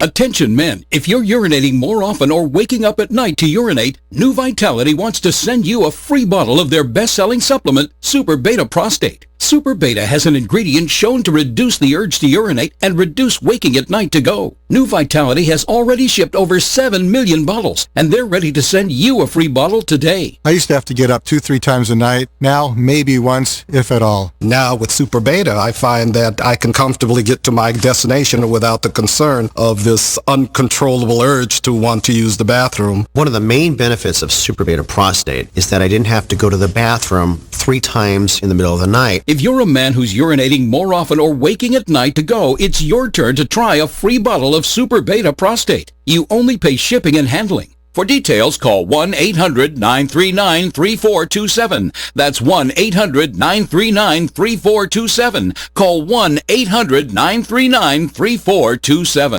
If you're a responsible homeowner who's faithfully made your mortgage payments, you deserve thanks for doing the right thing. And I'd like to tell you about a powerful financial tool that rewards your responsibility. Hi, I'm Jay Farner, president of Quicken Loans, and the tool that I'm talking about is the Home Affordable Refinance Program, or HARP. HARP is designed to help you lower your mortgage payments. It's for responsible homeowners who are current on their payments, but due to the housing market may have little or no equity left in their home. And even if you were unable to get a HARP loan in the past, new guidelines mean that now you may be eligible. Over 2.5 million homeowners have already taken advantage of HARP and are saving an average of $250 a month. If you're one of the millions yet to take advantage, call us today at 800-QUICKEN. To learn more, call Quicken Loans today at 800-QUICKEN or go to QuickenLoans.com. That number again is 800-QUICKEN. Important terms and conditions apply. Call us for cost information. Equal housing lender. Licensed in all 50 states. NMLS number 3030. Hey, Bob, how's business? Is the new website helping? Not good. I can't figure out how to get the website finished. How did you do it? Easy. I called Web.com. They built my website for free. Wow, free? Really? Web.com? Yep, and in just 7 days. Then they promoted it on all the search engines. Like Google, Yahoo, and Bing? Exactly. And Web.com has helped grow my business so much, I had to bring on new staff. Hey, if Web.com did it for you, they're perfect for me.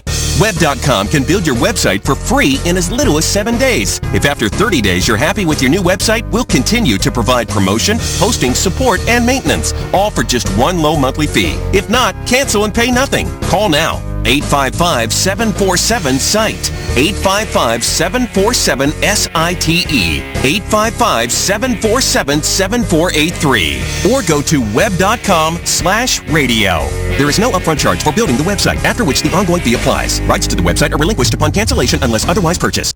We live in a world where entire fortunes can disappear in seconds. There is, however, one investment so safe, no investor has ever lost a dime of principal or a nickel of interest. Municipal bonds backed by the leader in bond insurance, Assured Guaranty. With a quarter-century of experience and $12 billion in claims-paying resources, ask your financial advisor about Assured Guaranty. For investors who embrace possibilities, but invest in certainties. Is breakfast really the most important meal of the day? At Buffalo Wild Wings, we think a case can be made for lunch. Think about it. Award-winning hand-spun wings in 16 signature sauces and 5 seasonings, Buffalitos, wraps, burgers, and salads. Yeah, we're thinking that's a pretty good argument. Now throw in the fact that we've got over 50 big screens to watch all the sports you'll ever want. It's officially a no-brainer. So next time, make lunch your game-winning meal. Buffalo Wild Wings. Wings, beer, sports.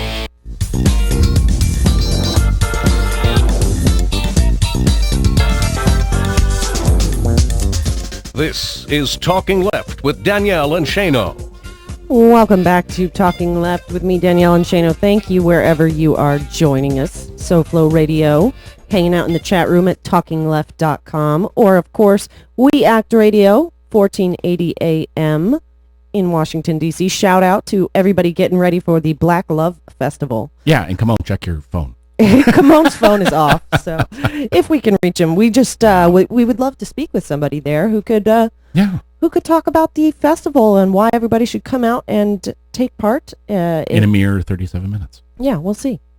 Hopefully we can get in touch with somebody. We were talking before the break about... in the future, we should probably plan that ahead of time, not just right as we're starting the show. Probably, yeah. Sorry. Note to selves. Yeah, it's easier to book guests before you actually start broadcasting. Yeah. So before the break, we were talking about what this gridlock in Congress is doing to the House of Representatives. But that is spilling over into the Senate. Or it's being caused by the Senate. Yeah. One particular individual. One particular individual named Ted Cruz. McCarthy what? Yeah, exactly. He even looks like McCarthy. It's really weird. Yeah. It's not weird. It's apropos. Yeah. Ted Cruz, of course, is encouraging... What is that? Ted Cruz. Yeah. Is encouraging the House to, quote unquote, hold strong and listen to the American people and try and repeal Obamacare. No, not try. We're going to do it. Yes. He even campaigned, went out on like an 8-city tour over the last few months, getting people fired up, saying that we could really repeal Obamacare by defunding it, which is impossible because the Senate and the president would veto it. It is a waste of congressional time and taxpayer money. But he got people believing it to the point where the House got all fired up, continued their 40-second vote to try and undo the president's health care law, and yet Ted Cruz isn't going to filibuster it in the Senate. I'm trying to figure that out. I thought, correct me if I'm wrong, that he is. And that essentially what's going to happen is Reid is planning on stripping that part of it out. Right. Putting the bill up, and then he will filibuster it. What he's saying is he's not going to filibuster the House version. But tell me if I'm wrong. From everything I've read, first of all, nailing him down as to what he's going to do is not the easiest thing in the world. And he's been quite... Because he's like, you walk off the plank. I'm not walking off the plank. I just want to say, look at me, I'm crazy. I'm the best. And he's been quite wishy-washy about this because he went out and said, House holds strong. We're not going to block it here in the Senate. But then when he got so much flack about it, even Republican Tea Party Congress people were tweeting and saying loudly that essentially he was a coward for not standing up to Obamacare and not joining in the fight to strip healthcare away from millions of Americans. And I guess maybe now he's changing his mind? Yeah, Daily Caller, take it for what it's worth. Yeah, grain of salt. Cruz says he would filibuster. Would. This is 9/19, so just a few days ago. Texas Republican Senator Ted Cruz said Thursday that he would use any means necessary, including a filibuster, to help ensure passage of a continuing resolution that defunds Obamacare. Quote, I will do everything necessary and anything possible to defund Obamacare, Cruz said at a press conference with House Republicans on the CR.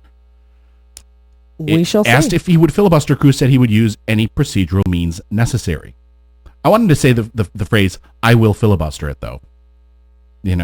Because there's any means necessary. Oh, that means wasn't available to me for X reason. Right. He wants to play... here it is. Harry Reid will no doubt try to strip the defund language from the continuing resolution, and right now he likely has the votes to do so. At that point, House Republicans must stand firm, hold their ground, and continue to listen to the American people, blah, blah, blah, blah, blah. You should say at that point, I'm willing to filibuster that version. Yes. But he says he will use any means necessary. Any means would include the filibuster. I would imagine that he'll make someone else walk that plank. I can't imagine him. But then again, there's anonymous ones. Mike. I think Mike Lee's actually coming around. From last I heard. Go for it. Rand. Yeah. Rand. Actually, make Rubio do it. He's like Mikey from the Life commercial. You mean Me Tubio? Me Tubio, yeah. Yeah. If enough people hate Obamacare, he will say Me Tubio. That's our nickname for Rubio. He's the Tea Party Mikey. Yeah, it'll be... Just push it off on him. It will be interesting to see what Senator Cruz does. Regardless, this is a wasted effort by Republicans. This is legislation that will never pass. Right. And yet they continue to waste taxpayer time and money to try and take health care away from the people. But hey, if they don't want them to eat, which is evident by their vote on food stamps, why should they also have health care, right? Right. Yeah. They get better and better. Anyhow, we're going to speak with Justin Duckham in just a moment or two here. He can may have tell us something to say about more Ted. about what's going on. You're listening to Talking Left with me, Danielle and Shano, and we'll be back with more, so stick around. I'm David Schuster of Take Action News, and you're listening to my favorite show other than my own, Talking Left with Danielle and Shano.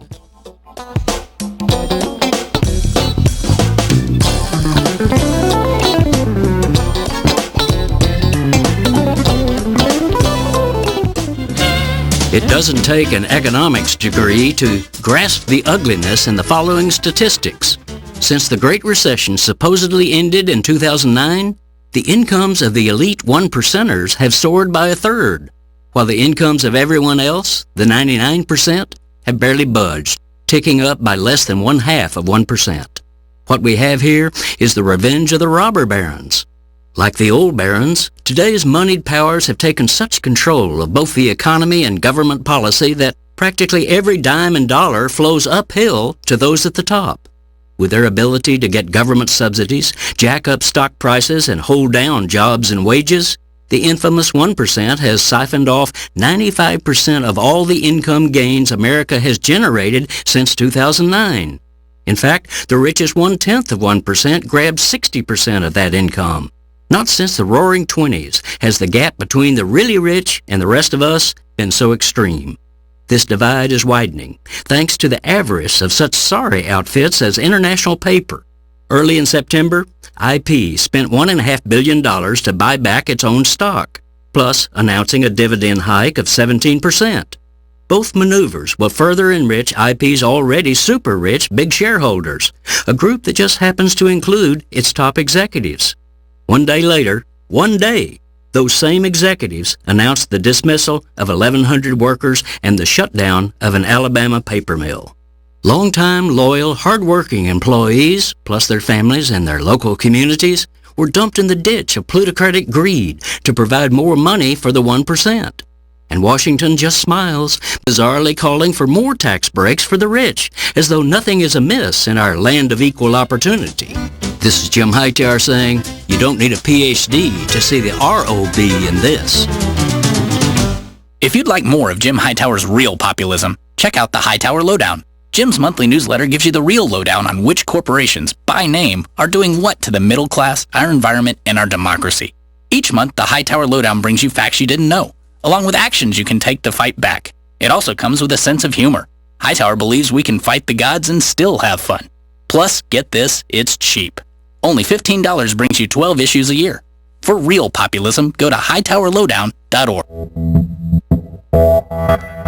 You're listening to WIN, Workers Independent News, a production of Diversified Media Enterprises. I'm Doug Cunningham. U.S. House Republicans are trying to defund the Affordable Care Act healthcare reform before they pass a new debt ceiling to fund the federal government. AFSCME President Lee Saunders says House Republicans are crazy for holding the Affordable Care Act hostage in a showdown over the federal debt ceiling and budget because it could do serious harm to the economy. It's crazy what they're doing. I mean, they've taken like 20-some votes to try to defund Obamacare, and now they're trying to link it to the budget. I think that they want to try to shut government down. That just shows the lack of respect for the work that public service workers perform in Washington, D.C. and across the country.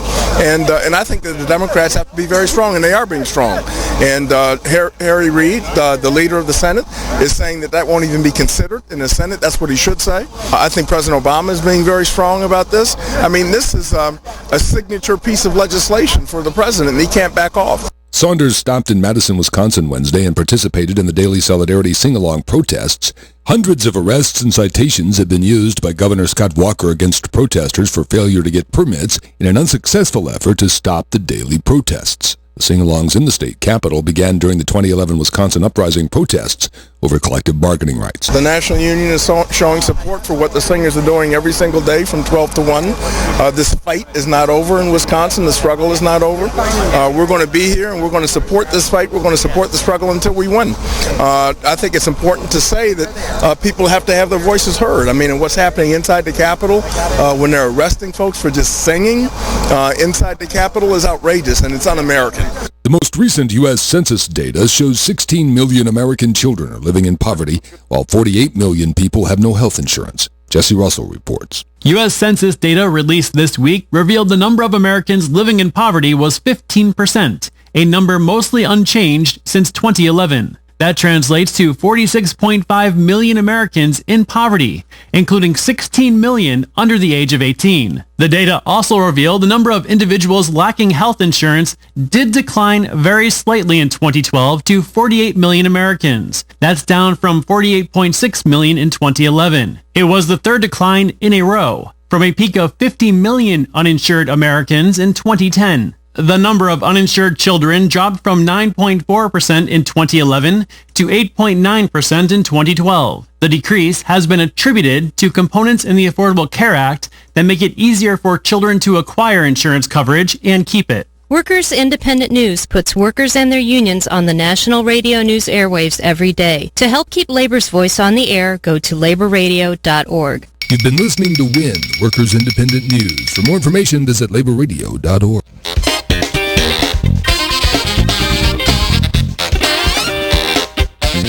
This is Talking Left with Danielle and Shano. Welcome back to Talking Left with me, Danielle and Shano. Joining us now is Justin Duckham, our great friend and congressional reporter for the Talk Radio News Service. You can check it out at talkradionews.com, and you can follow him on Twitter at jduckham. As usual, all those links are up with the blog post after the show. Justin, please tell us what the heck is going on in Congress. Are we going to see a government shutdown? Well, that is a good question, and it looks like if we are going to see one, it's getting a lot more likely now. Of course, what we saw this week was the House take on a funding bill that essentially required Obamacare to be defunded in order to continue funding the government. And that was sent to the Senate, of course, where it is absolutely dead on arrival. And now we're in a situation where we're likely going to see the Senate take out that provision that the House inserted, pass it again, and then send it back to the House. So this, sort of a weird ping pong game is going to continue, it looks like.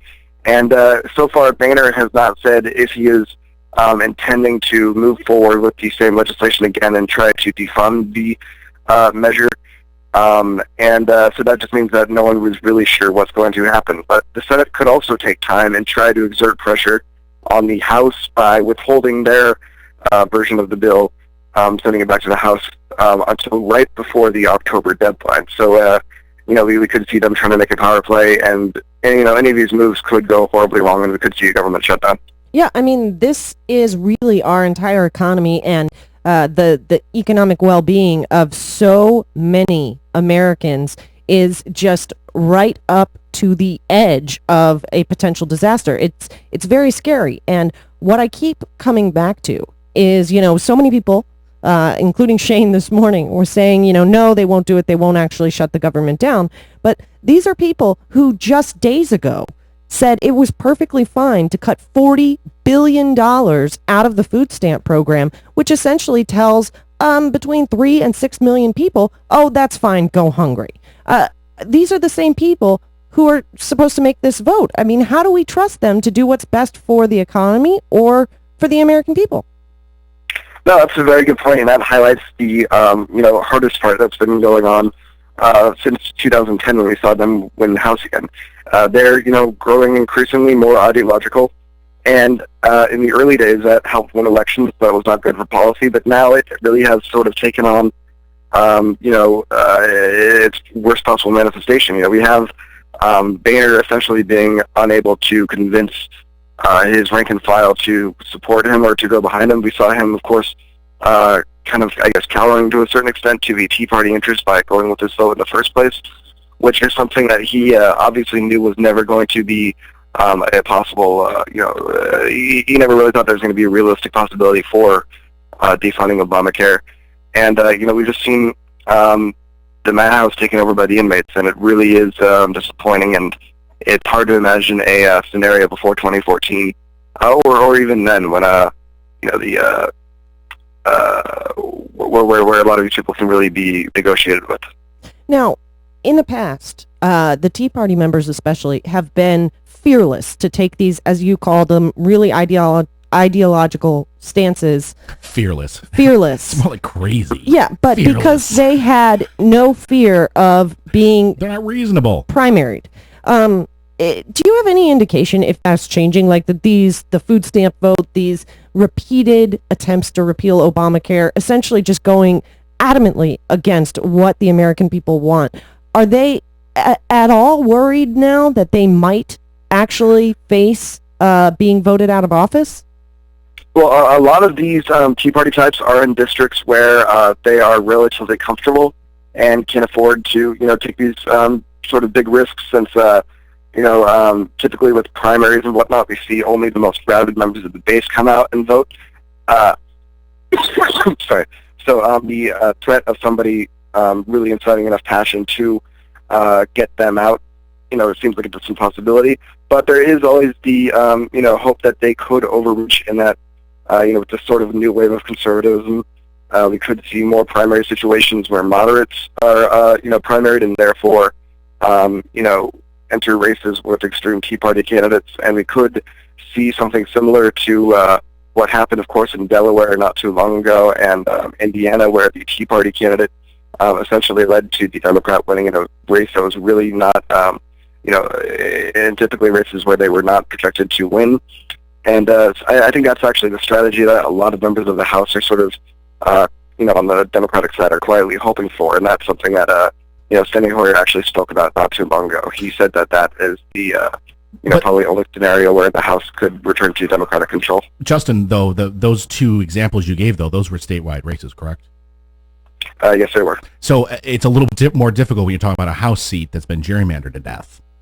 Right. Yeah, that's very true. That's very true. Right, but this food stamp vote specifically, I mean, let's be real here. A lot of these red states, these red districts, are hit hard with poverty. I mean, we just learned that Texas has the highest uninsured and 8th highest poverty rate in the entire country. It's making the connection between your food stamps have gone down, and it's not Obama's fault, by the way. It's your Republican House member. Right, I mean, making that connection needs to be done. Taking food out of somebody's mouth, wouldn't that maybe get some conservative Tea Party voters to wake up and think, hey, maybe my representative isn't looking out for my best interest?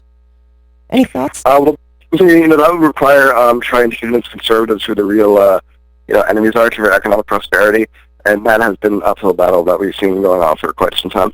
Yeah, uphill is the nicest possible way to describe that. Because as soon as you start talking about it, they say, but they want to take your guns. Oh, that's right. Yeah. Just want to remind everybody, we're speaking with Justin Duckham, the congressional reporter for the Talk Radio News Service. You can check it out at talkradionews.com. You can follow Justin on Twitter at jduckham.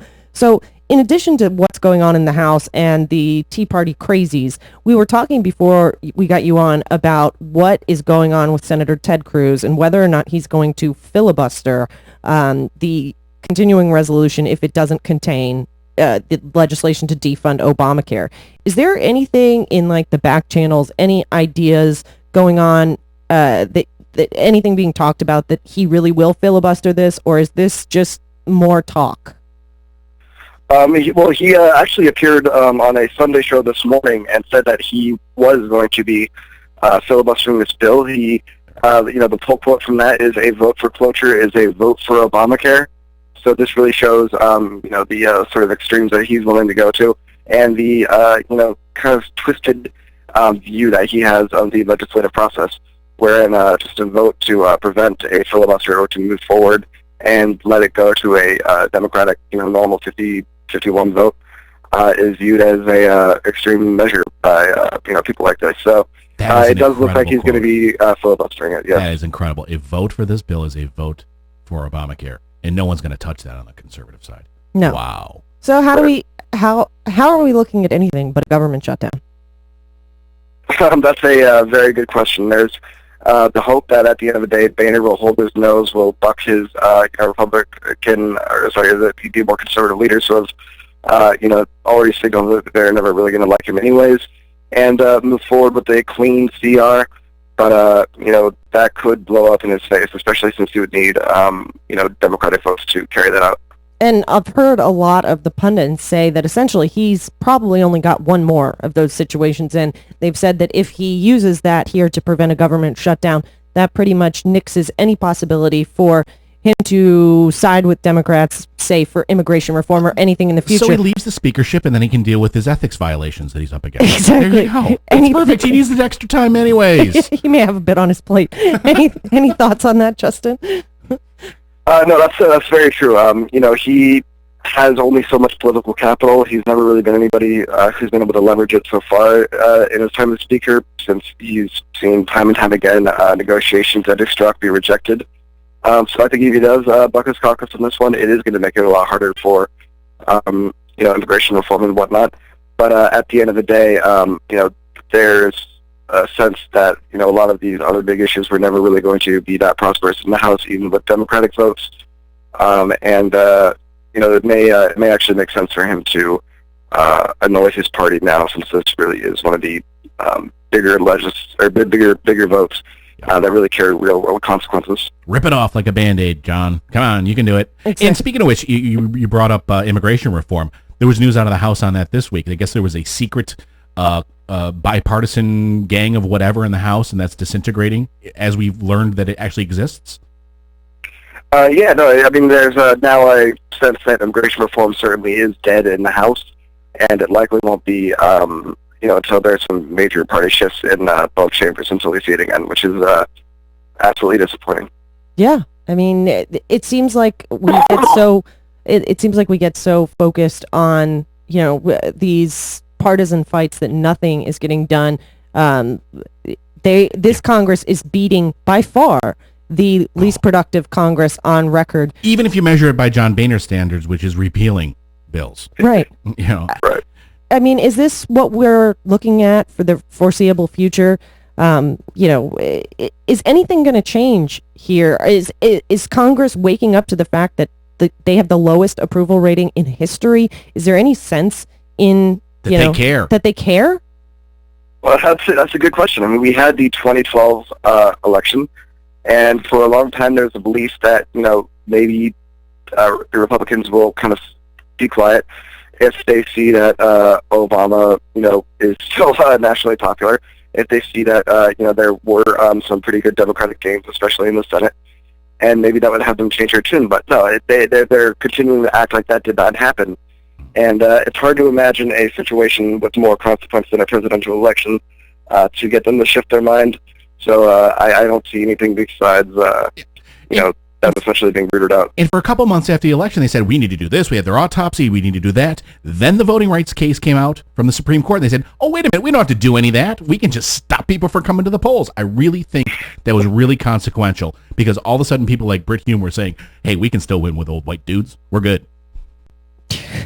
That's a pretty good theory. Thank you. I like that. I didn't mean to spring it on you there, buddy. He's like, what the heck did he just say? No, I'm stealing that. It's all yours. It's all yours, Justin man. is now stealing that. Good. Yeah.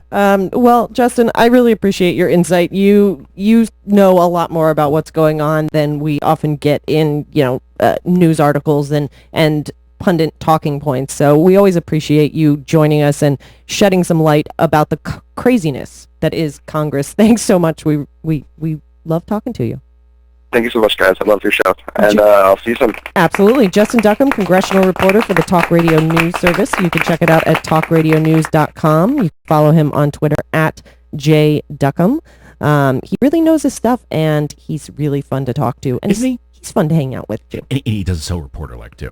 Yes. He's like, this from, and then you throw me. He turns back into Justin we pal around with. It's like he's so multifaceted. He is. And he's going to be actually guest hosting. Yes.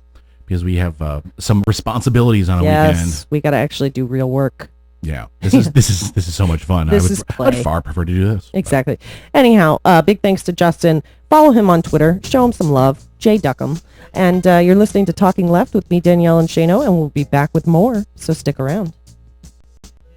It is smooth, cool, and oh so sophisticated. I'll just stick with my beer. It's Talking Left with Danielle and Shano.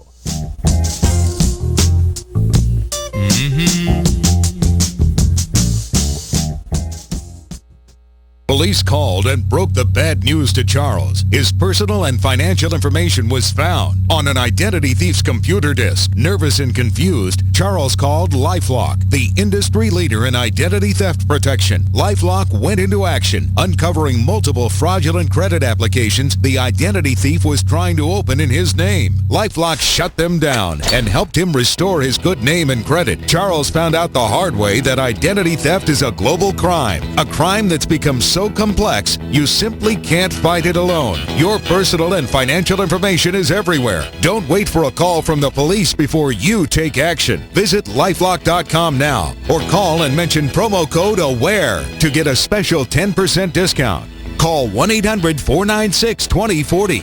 800-496-2040. 800-496-2040. See LifeLock.com for details. Network does not cover all transactions and scope may vary. Are you a coffee drinker? Do you need to cut down on those sugary coffee creamers? Cocoa Complete transforms your coffee into an incredible health booster without adding any sugar or fat. Simply add one delicious scoop of Cocoa Complete to your coffee and you'll be in guilt-free cafe mocha heaven. But Cocoa Complete is more than your new favorite coffee companion. It's actually good for your health and your waistline because Cocoa Complete has fat-burning properties and helps promote a healthy metabolism to support an effective weight loss program. The secret is Cocoa Complete's blend of pure cocoa bean extract plus other natural ingredients like green tea to make a delicious, chocolatey, low-calorie coffee sweetener that can help you lose weight. Get started right away with a free 15-day trial of Cocoa Complete. That's 15 days of support for burning fat and boosting metabolism with Cocoa Complete for free. Just pay shipping and handling. Just call 800-513-6794. That's 800-513-6794. 800-513-6794. Attention men, if you're urinating more often or waking up at night to urinate, New Vitality wants to send you a free bottle of their best-selling supplement, Super Beta Prostate. Super Beta has an ingredient shown to reduce the urge to urinate and reduce waking at night to go. New Vitality has already shipped over 7 million bottles, and they're ready to send you a free bottle today. I used to have to get up 2-3 times a night. Now, maybe once, if at all. Now, with Super Beta, I find that I can comfortably get to my destination without the concern of this uncontrollable urge to want to use the bathroom. One of the main benefits of Super Beta Prostate is that I didn't have to go to the bathroom 3 times in the middle of the night. If you're a man who's urinating more often or waking at night to go, it's your turn to try a free bottle of Super Beta Prostate. You only pay shipping and handling. For details, call 1-800-939-3427. That's 1-800-939-3427. Call 1-800-939-3427. I will never forget the day my son Jeremy told me he hated me and slammed the door in my face. I'm behavioral therapist Janet Lehman. Behavior problems can turn the child you love and your life into a nightmare.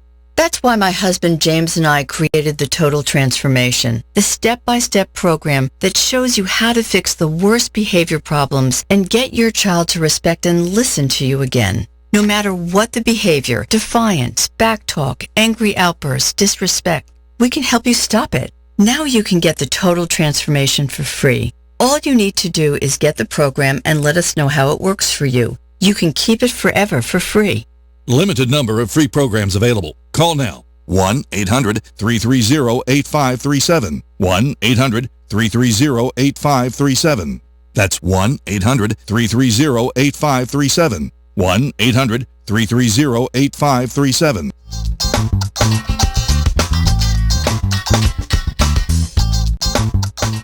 This is Talking Left with Danielle and Shano. Welcome back to Talking Left with me, Danielle and Shano. Big thanks to Justin Duckham for shedding some light on the insane people in Congress. It's really scary that these people are elected leaders. Some big news this week was that the Federal Reserve will continue the policy of quantitative easing. Which is essentially spending $85 billion per month buying bonds, buying mortgage-backed securities. In other words, the Fed is a creditor of the United States. Right. Now, there's several interesting points about this, and we're going to be speaking with Eric Hunsader of Nanax News about the real story behind this, and you will not believe it if you haven't heard it already about the... it's really amazing.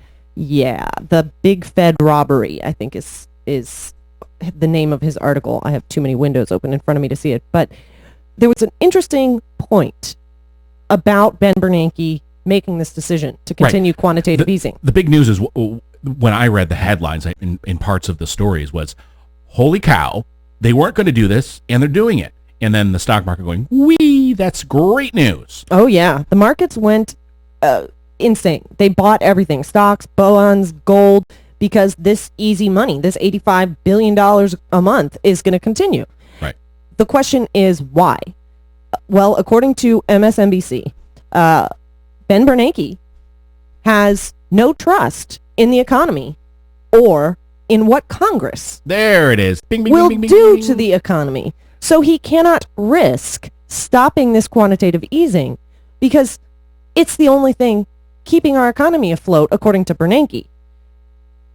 Because Congress has put us in such a dangerous position. Right. And as the Fed buys more bonds, the debt goes higher, and then the Republicans can then complain about the debt, and they can cut social safety nets. Well, Think about this. And then privatize more and more and sell it off to corporations. So I would think that conservatives like quantitative. They complain about it, but at the same time, I may be thinking a little further ahead than most conservatives in the House probably are capable of.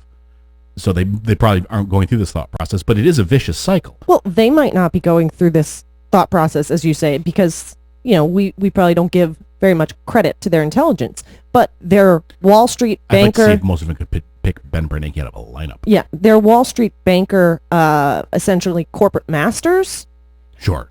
know all about this. And in addition to the conservatives being able to whine and complain about the debt being run up, these, gamblers, as you call them, degenerate gamblers on Wall Street, can just go out and continue to make more money. Sure. So of course they're going to love this policy, and it's a cyclical relationship where Congress, you keep everything on the brink. So Bernanke, you have to keep spending billions of dollars every month to keep our economy afloat, and lo and behold, who gets to make money off of it? Wall Street. Right. It's one hand washes the other, and they're all freaking dirty. And on top of it, it's a hostage taking situation. Right. That you can't do much about, and then wow. We're doing a lot of complaining here, but it still comes back to the two fundamentals: voting and funding, voting and funding, voting and funding, so that we have representatives that actually are representatives. We were talking about this the other night. Ted Cruz, he's not doing his job. Well, that's because he doesn't care about his job. He thinks his job is to be a rabble-rousing, speech-giving, He doesn't. He's not a senator. He just likes the title. He doesn't like the job. He's a Tea Party mascot. He's a mascot. Yeah, get him one of the big heads. Yes. We should get him a big foam McCarthy head popping on him when he goes out. He looks like he has a big foam McCarthy head anyway. The basketball team. Yeah. Are you ready for this? That's Ted Cruz just running out with a big foam hat of Joe McCarthy on. Come on. It would be perfect. At least it would be apt. Wearing a Tea Party garb, Don't tread on me shirt. Yeah, that would be awesome. Big foam McCarthy head. That would be awesome. At least, it would be honest. It would show who he really represents. It's very sad that we're even laughing given the frustration of this story that he's a circus barker, carnival barker, clown. Well, that would be perfect for him then. Yes, it would. It's all he is. He's an entertainer. The problem is that he has a vote. Can we give him one of those foam fingers too that he can constantly I'll give point him at the debt clock with? I'll give him a foam finger, and it ain't going to be the pointy one. You know what I'm saying. You are fired up this morning. What's new? Just want to remind everybody you're listening to Talking Left with me, Danielle and Shano. Coming up next, we're going to be speaking with Eric Hunsader. He is with the NanX News. You can check it out at nanx.net. And he is going to tell us all about Einstein and the Great Fed Robbery. Where else can you go for progressive talk and the theory of relativity? I don't know. The speed of light. I don't know, but we're going to talk about it next. We'll be next. coming to you at the speed of sound. Yes. Eric is going to help us understand why we should all be pretty ticked off about what happened with the quantitative easing. You're listening to Talking Left. We'll be right back. Stick around. This is going to be fun. It's Talking Left with Danielle and Shano.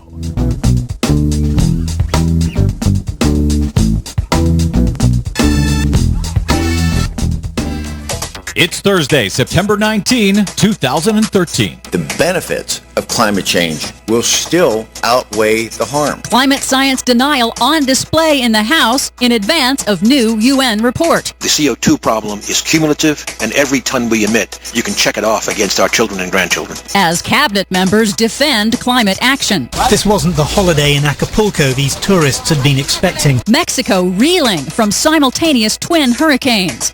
Arctic sea ice, sixth lowest on record. Plus, it's confirmed toxic oil and gas leaks in Colorado floodwaters. All of those toxic leaks and more straight ahead. From BradBlog.com, I'm Brad Friedman. And I'm Desi Doyen. Stand by for 6 minutes of independent green news, politics, analysis, and snarky comment. Fracking is actually incredibly good for our environment. The last thing that's going to contaminate your groundwater is a fracking operation. Wow. Could you say anything more absurdly ridiculous, Alex Epstein on Fox News? Nature doesn't give us a clean environment. We have to clean it up. Yeah, all right. I give up. This is your Green News Report.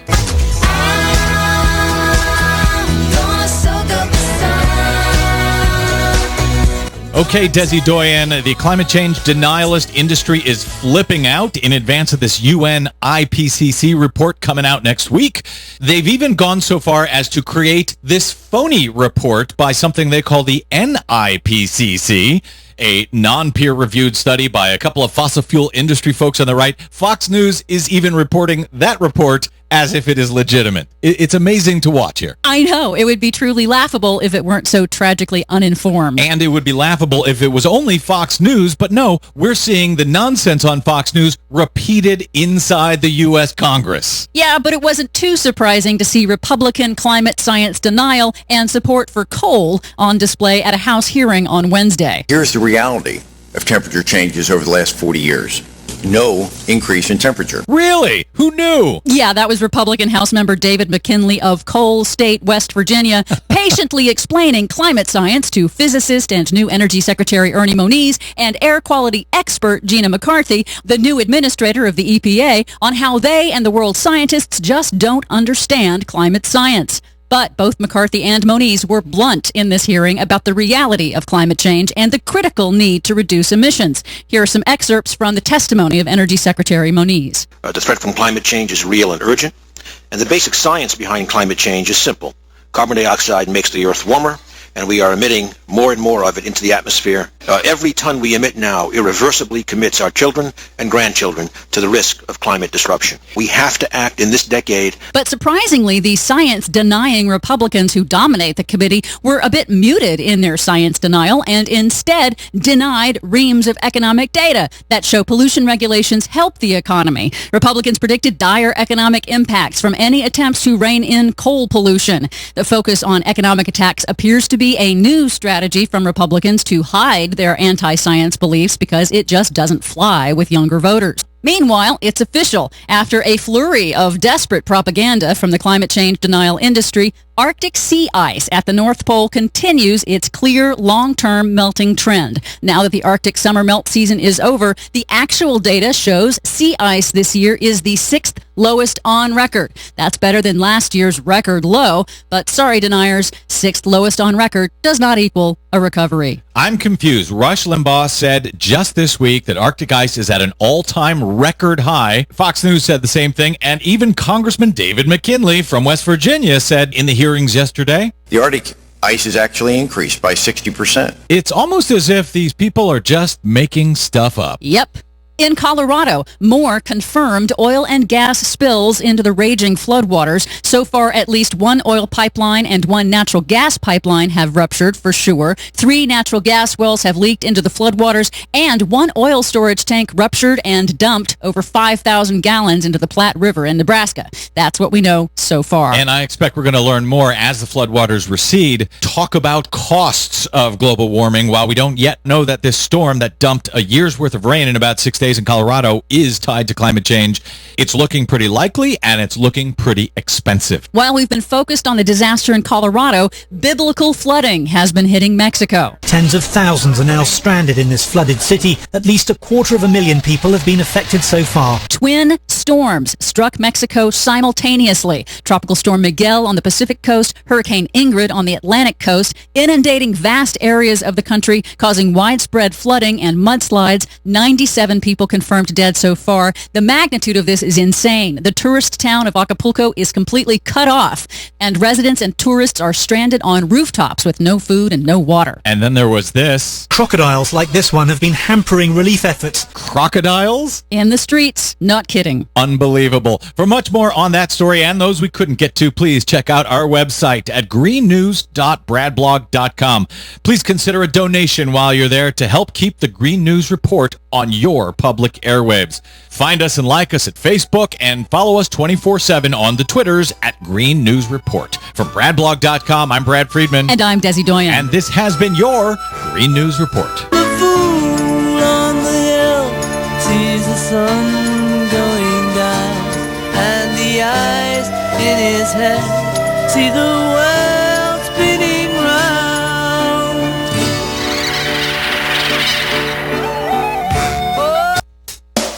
A phenomenon that is called perpetuation of progressive talk entitlement. This is Talking Left with Danielle and Shano. Anyway, that's all I got so far. It's a work in progress. Am I talking too much? Are they talking enough? Like I said, work in progress. If that is what they mean by a liberal, then I'm proud to say that I'm a liberal. Welcome back to Talking Left with me, Danielle and Shano. Thank you wherever you are checking us out. SoFlo Radio, hanging out in the chat room with us, or of course, We Act Radio, 1480 AM, WPWC in Washington, D.C.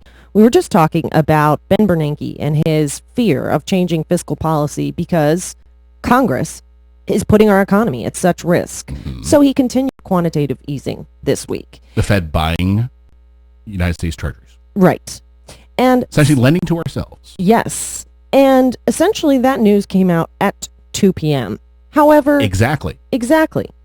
However, it seems that Wall Street was able to trade faster than the speed of light to make, God only knows... More power than the locomotive. God only knows how much money.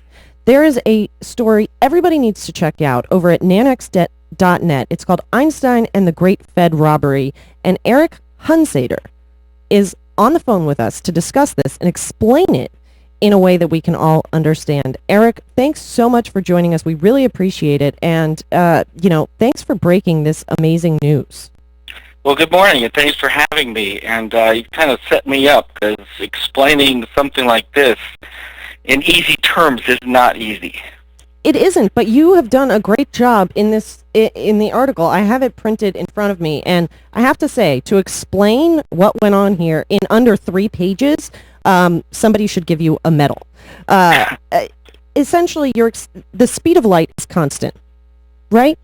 Correct. And explain how that proves that Wall Street had advanced knowledge of this information. And I do have the graphics that you had on your website, so if you'd like to reference them, I can put them up on the screen for our YouTube audience. Sure. So we have 2 major trading places in the United States. The New York, or actually New Jersey, is where all stocks trade, and Chicago is where the futures trade, and futures like the S&P 500 futures, which is pretty much the reference price for where the stock market is. Well, Chicago and New York happen to be separated by about 5 to 7 milliseconds of time. So something that happens in New York, Chicago is not going to see that for 5 to 7 milliseconds, and vice versa. New York won't see what happens in Chicago. So, and of course then we have Washington, D.C. in the mix too, where the news is actually released. Now, the news will travel from Washington to New York in just under 2 milliseconds, and it takes about 7 milliseconds to get out to Chicago. So the fastest that Chicago could react would be about 5 milliseconds after New York.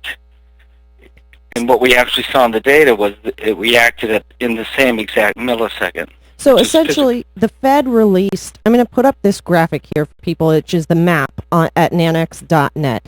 The Fed in Washington released this data that quantitative easing would continue at 2 p.m. exactly. And yet, what should have taken 5 milliseconds, which doesn't sound like a lot to most people, but, data does take a specific amount of time to transfer from one location to another. That delay should have been present in the data. However, you found that it wasn't, that obviously Wall Street had this information before the rest of us. Is that a good summary? It is, and we were able to rule out things like the clock wasn't wrong or things of that nature because, fortunately, right before 2 p.m., there was a lot of activity in gold futures, which trade in Chicago, and the gold ETFs, which trade in New York, and we were able to confirm that indeed the reactions were first happening in gold in Chicago, and we would see them happen in New York about 5 to 7 milliseconds later.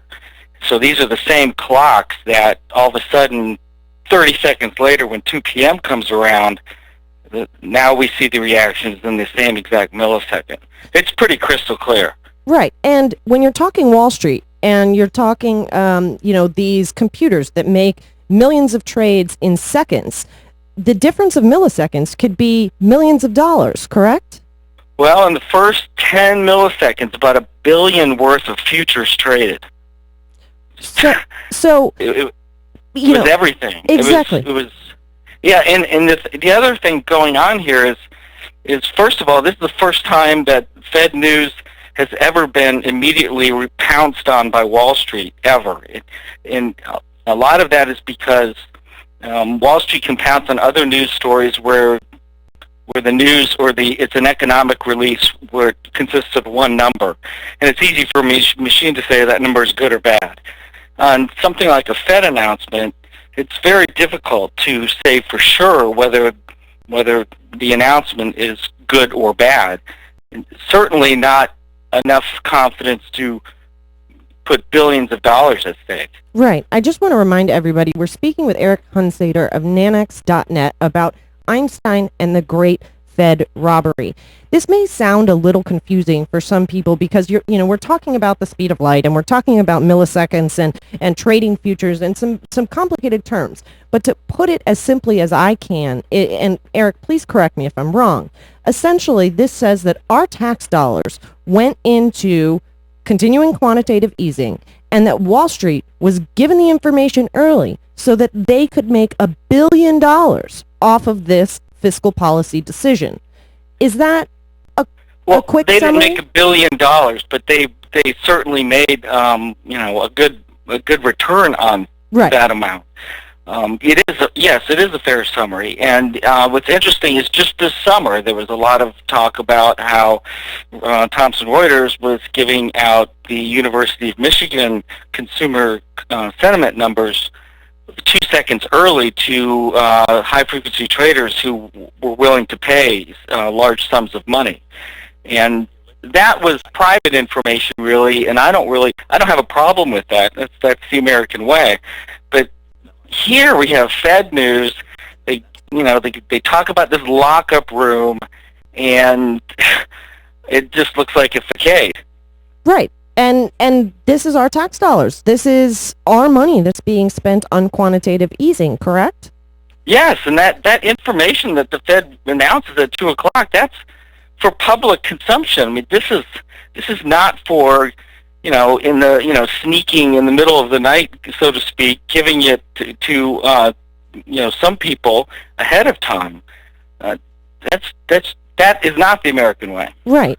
Now, in my opinion, this kind of proves that, that point that many of us have said that Wall Street has the in with the government, that many of our lawmakers essentially make decisions and regulators make decisions based on what's best for Wall Street rather than what's best for the American people. And while this is it's only milliseconds, but to me it shows that Wall Street is being put ahead of what's best for us.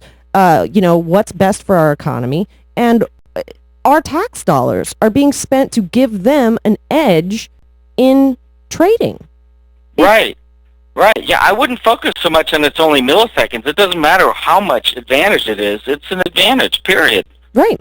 And milliseconds doesn't mean that they got the information milliseconds earlier. It means that, that's they just when the likely trade had it happened. a lot earlier. My belief is that it was known even hours earlier. It had to be because, the machines traded in New York and Chicago at the same exact time, so that had to be set up. And that had to be, you can't just get that information and decide that this is worth, committing serious capital to. It has to be thought out. Now, what kind of effect when decisions like this are released to Wall Street? This specifically is just the Fed, but this could mean that other policy decisions, other fiscal and economic policy decisions are being leaked ahead of the time we know them. What kind of effect can that have on our economy? What kind of effect can that have on, the status of our economic situation? Well, those kinds of things it's really hard to say. I think some of the damage going on here, though, is just credibility in people's eyes. When they know if things aren't fair or aren't transparent, they're not going to participate. And, that's really a shame. Yeah, Eric, this is Shane. And also, for every sale that's made, there's a buyer. And for every buyer, there's a seller. And the person on the other end of that transaction that does not have that information, if the other side has that advantage, someone is losing, no matter whether it's a buy or a sell. And that's the real damage that's being done. Don't you think? There are people who go to prison for this. Martha Stewart went to prison for lying about it. If I try to go pickpocket or somebody off the street for $100, I've faced much more serious consequences than this kind of action that we see here. And it's another way that the vast majority of people don't have this information. It's another way of sucking money out of the masses into a very small minority. That very small minority being the people who are in on the information ahead of time. And they have it, if it's minutes before, whatever it is. Because of this micro trading, because it's so quick, they can make such huge amounts of money, and it sucks the money out of whatever it's the buyer or the seller on the other side of that transaction and goes to the top percentage. Again, one more way that they can do this. And that's what's so frustrating. It's also frustrating that it's not disclosed. One thing that we have learned from when Reuters was giving out the University of Michigan numbers early is it wasn't so much them having it early, it was them having it early in secret. Because whenever there's information asymmetry, meaning that some people have information that others don't, it means that second group who has the information later thinks that they have fresh information. If they knew that they didn't have fresh information, they would not trade with gusto. They wouldn't. In fact, what we've seen after it was people learn that others were getting it early with the U-Mich numbers is the trading just stopped. Whereas we used to see hundreds of millions trade in a few milliseconds, it went all the way down to thousands of dollars. And so it's this sneakiness, it's this unknown or undisclosed that others are getting it earlier. That is just wrong. Yeah, absolutely. Seriously, Wall Street really needs any more of an advantage than they already have. Just speaking personally here. The old saying is that there's a sucker born every minute, but these aren't suckers. They're just people with less information, and they're getting screwed. Right. Flat out, they're getting screwed by this system, and it's frustrating. But at some point, it's just going to be them trading amongst themselves. It's all about information and how fast they can get it. And I say the best way to do it is tax every one of these darn transactions, and that's it. And let them go play with their money. Make sure it's not deposits. Yeah. And tax it. Go do what you want. Yeah, and make sure that when the Fed releases information, they release it publicly at the same time to everybody, and that they're not handing Wall Street a free gift. Eric? Yeah, I'm certainly looking forward to seeing how they spin this. It's going to be interesting because there's no way they can squirm out of it. No. They're going to have to fess up one way or another. Yeah. Or just by telling the media that is run by the corporate masters don't cover this, but I'm glad we're covering it here. Yes, and I'm glad people can check it out at nanex.net with graphs and charts and data that makes it very easy to understand. You did a great job reporting on this and uncovering this, Eric, and I really appreciate you taking the time to talk to us and explain it in a way that people can really understand. You're welcome. Thank you very much. All right, take care. Eric Hunsader of nanex.net. You can go and check out the article right at nanex.net. Of course, we'll post it with the blog post after the show. It's called Einstein and the Great Fed Robbery. And as he said, these are our tax dollars giving Wall Street an edge, leading to $1 billion worth of trades. This is something people should be upset about, and you can read all about it at nanex.net. You're listening to Talking Left with me, Danielle and Shano. We're going to be back with even more, so stick around. It reflects the drama of the human experience, and isn't that the essence of art? It's Talking Left with Danielle and Shano.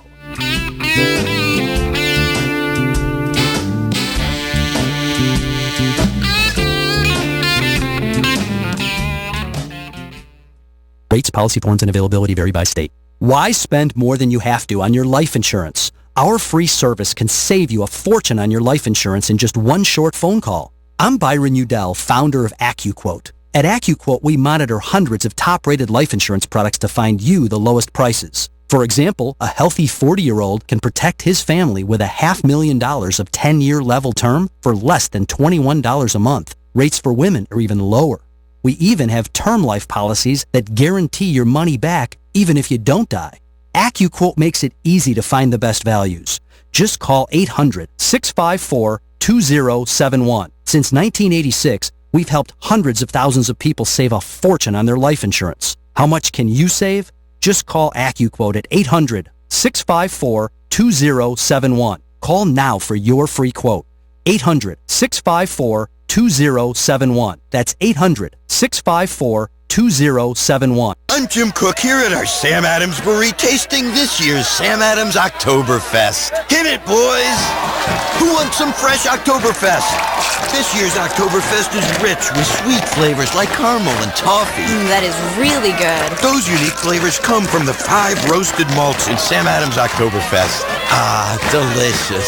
We only brew Sam Adams Oktoberfest for 2 months, so grab one before it's too late. Then I definitely want more Oktoberfest. Boston Beer Company, Boston, Mass. Savor responsibly. Mondays are no good. Mondays make you use your alarm clock again and sit in a cubicle. But Tuesdays, Tuesdays are awesome. Why? Because that's when Wing Tuesdays happen at Buffalo Wild Wings. Every Tuesday, you can get specially priced wings, spun fresh in your choice of any of their over 20 sauces and seasonings. You want mild? They got mild. You want Asian zing? They got Asian zing. So when next Monday comes around, remind it how much better Tuesdays are. But I'm sure it already knows. Buffalo Wild Wings. Wings, beer, sports. Jay Farner here with Quicken Loans. Here are 2 simple words that should make you reconsider waiting to buy a home. Buying power. Let's say you can afford a monthly mortgage payment, including principal and interest, of around $1,350. With today's rate on a 30-year fixed mortgage of 4.5%, APR 4.53%, that payment could support a $265,000 mortgage. But if you wait and rates tick up to around 6%, that same $1,350 mortgage payment, including principal and interest, may only be able to support a $215,000 mortgage. That's $50,000 worth of home that you're missing out on by waiting.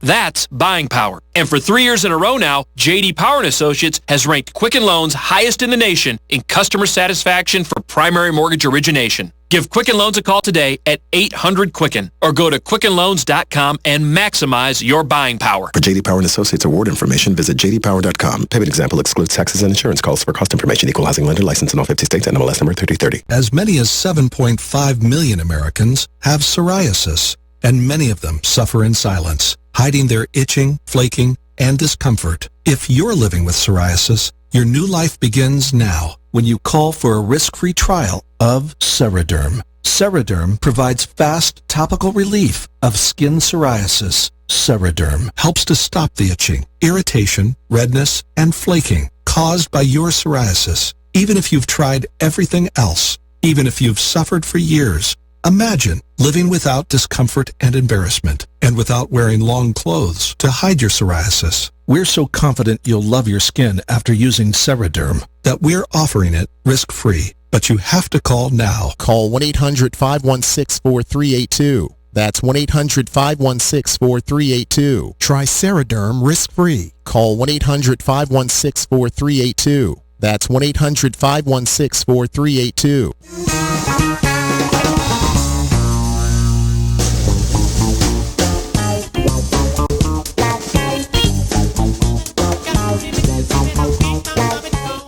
This is Talking Left with Danielle and Shano. Welcome back to Talking Left with me, Danielle and Shano. Big thanks again to Eric Hunsader. Do you recognize that song at all? I don't. It's actually by a band called Ase Soul, so Got Soul. It's called Bedtime, but this section of it is the song Chameleon. They're quoting the song Chameleon. It's kind of cool. Only you would. No, not only I would know that. I never pick up on these things like you do. Yeah, it's a Chameleon. Yeah.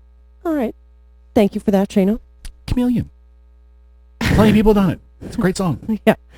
So, again, big thanks to Eric Hunsader of Nanex.net. That really is a bigger story than it's getting coverage, and people need to check it out. You mean the system's rigged? Oh, big shocker, huh? Yeah. Like nobody knew that. I would love it if Elizabeth Warren picked that one up. Oh, yeah. Because that's right in her wheelhouse. It is. It really is. It I mean, she's certainly got is. a lot on her plate, but hey. Well, and one of the other big issues that's on the president and Congress people's plate recently is gun violence.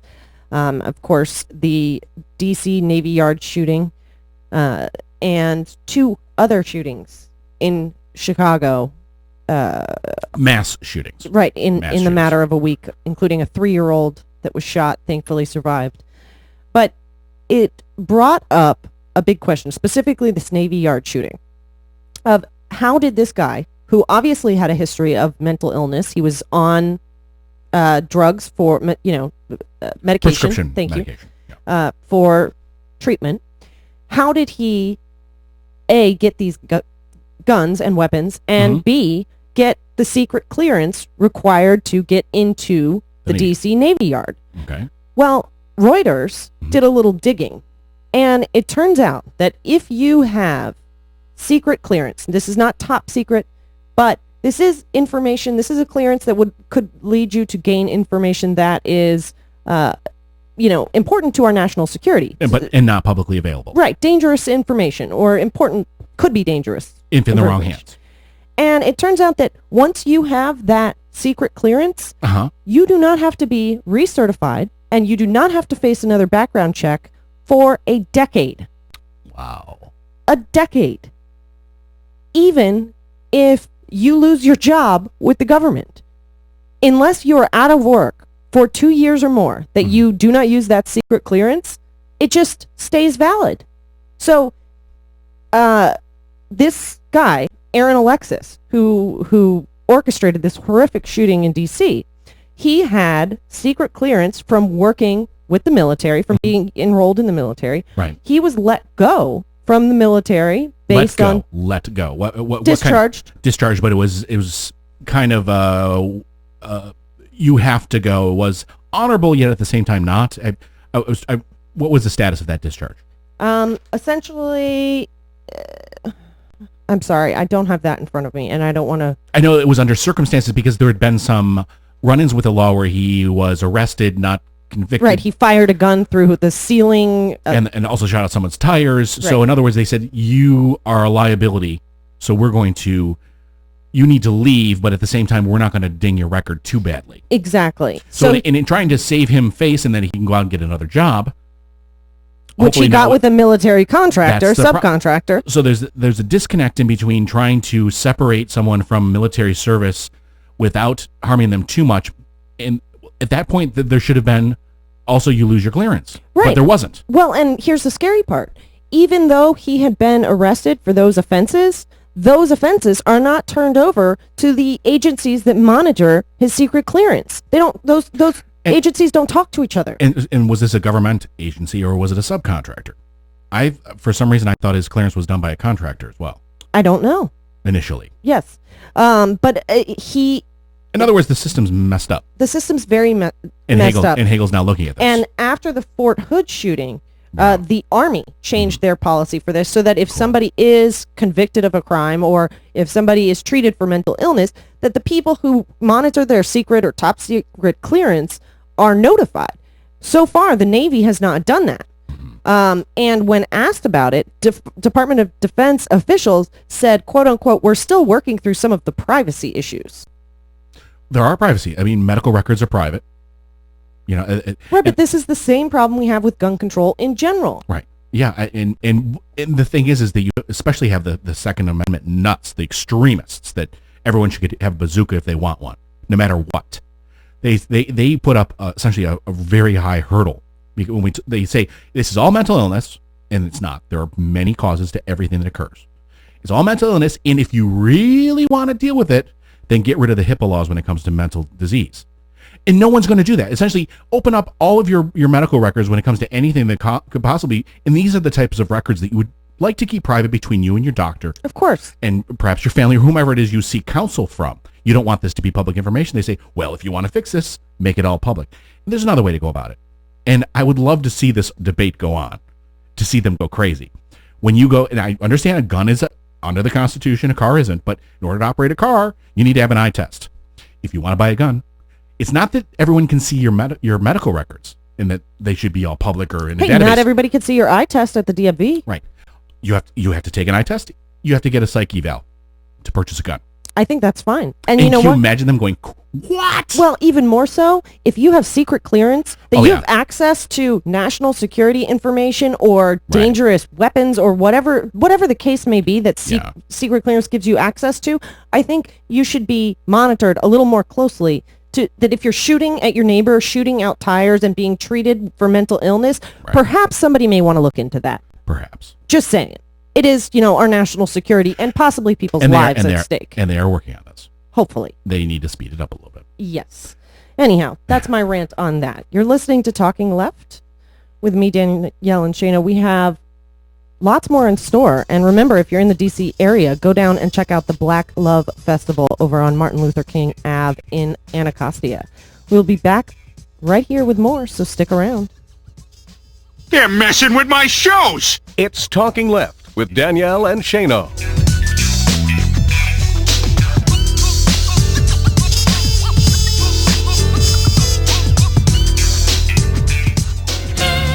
There are some things I thought I'd never hear myself say, such as hip hip hooray for Nixon.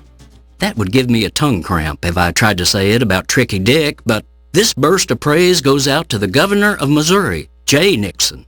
Facing Republican supermajorities in the legislature, the Democratic governor nonetheless stood up to them by vetoing their nasty budget bill, which slashed funding for education and mental health services while simultaneously handing a huge tax cut to corporations and the rich. Of course, the GOP ramrodders simply scheduled a special session to override the veto, naturally assuming that their two-thirds control of the House and Senate would make this an easy task. But they hadn't counted on one little obstacle: a gutsy governor. Nixon didn't just stand up to them, he fought back vigorously in a way the power elites just hate. He took the issue out of the cozy confines of the Capitol and put it directly in front of the people. Stumping across Missouri, he rallied grassroots support by telling the truth. Education for all is more important to our future than more tax breaks for the few. Stunned, Republican leaders and corporate lobbyists who had so vaingloriously been flexing their political muscle were now reduced to whining that the governor was attacking their ruinous budget with a, quote, partisan militant attitude. Well, yes, about time that Democrats across our country saw a living example of Harry Truman's give 'em hell spirit going right at the raw avarice and aggressive arrogance of today's far-right and far-out Republican hierarchy. This is Jim Hightower saying, and it worked. Not only did Nixon speak out, but he prompted the people to do so as well, winning the support of all Democrats and 15 Republican lawmakers to sustain Nixon's veto. So, hooray for the governor and for the people of Missouri. If you like these feisty pops of populism that Hightower zings out on the airwaves, check out the Hightower Lowdown. Jim's monthly newsletter provides the in-depth lowdown on what the greed heads of Wall Street and the boneheads of Washington are doing to us behind the scenes. With Hightower's saucy Texas humor and truth-telling populist perspective, The Lowdown literally can lift you up. And get this, you can have The Lowdown delivered to your mailbox or email each month for only $15 a year. Yes, 12 issues, only $15. Check it out, hightowerlowdown.org. You're listening to WIN, Workers Independent News, a production of Diversified Media Enterprises. I'm Doug Cunningham. There is a new front in the war on America's middle class, and it is happening at the University of California today. AFSCME 3299's Todd Stenhouse, the University of California, is imposing retirement cuts on 22,000 workers that will cost more than $1 billion in increased health insurance premiums when they retire. Stenhouse says this is happening while the university is fiercely defending golden parachute-style retirement plans for executives, while cutting retiree health care for workers who average $35,000 to $55,000 a year. UC is been hell-bent and focused on protecting the most outrageous and unsustainable executive pension system, frankly, of any public employee I've ever heard of. There are over 2,000 UC pensioners who are making between $100,000 and $300,000 a year in terms of payouts. And that money is being subsidized by cuts to the system's lowest wage workers, by skyrocketing tuition, by cutting corners on patient care. And it's wrong. It is fundamentally wrong. AFSCME 3299 is vowing to fight hard against these imposed retiree health care cuts. The Dodd-Frank wage gap rule finally passes through the SEC. Jesse Russell reports. A controversial rule came out of the Securities and Exchange Commission Wednesday that would require public companies to reveal the wage gap between CEOs and employees. While CEO compensation is already public information, the rule would take it the additional step of requiring companies to calculate the median employee wage. According to SEC Chair Mary Jo White, companies will have flexibility on how they calculate that median wage. According to information gathered by Salary.com, on average, CEOs of the S&P 500 companies received $12.3 million in compensation for 2012. According to data compiled by the AFL-CIO, that's 354 times the average wages of workers for 2012. The rule came out of the Dodd-Frank financial reform in 2010, and since that time has lingered as the SEC fine-tuned it. The rule passed by a 3-2 vote. On the 5-year anniversary of the Keystone XL pipeline application permit, Sean McGarvey, president of North America's building trade unions, says that the project has been under review now for more than twice as long as it would take to build the pipeline. The building trades unions say there will be no significant impacts to most natural resources on the pipeline route. The unions say the economic benefit of building the pipeline is clear, as thousands of jobs will be created. You've been listening to WIN, Workers Independent News. For more information, visit laborradio.org. I started going cold turkey. Well,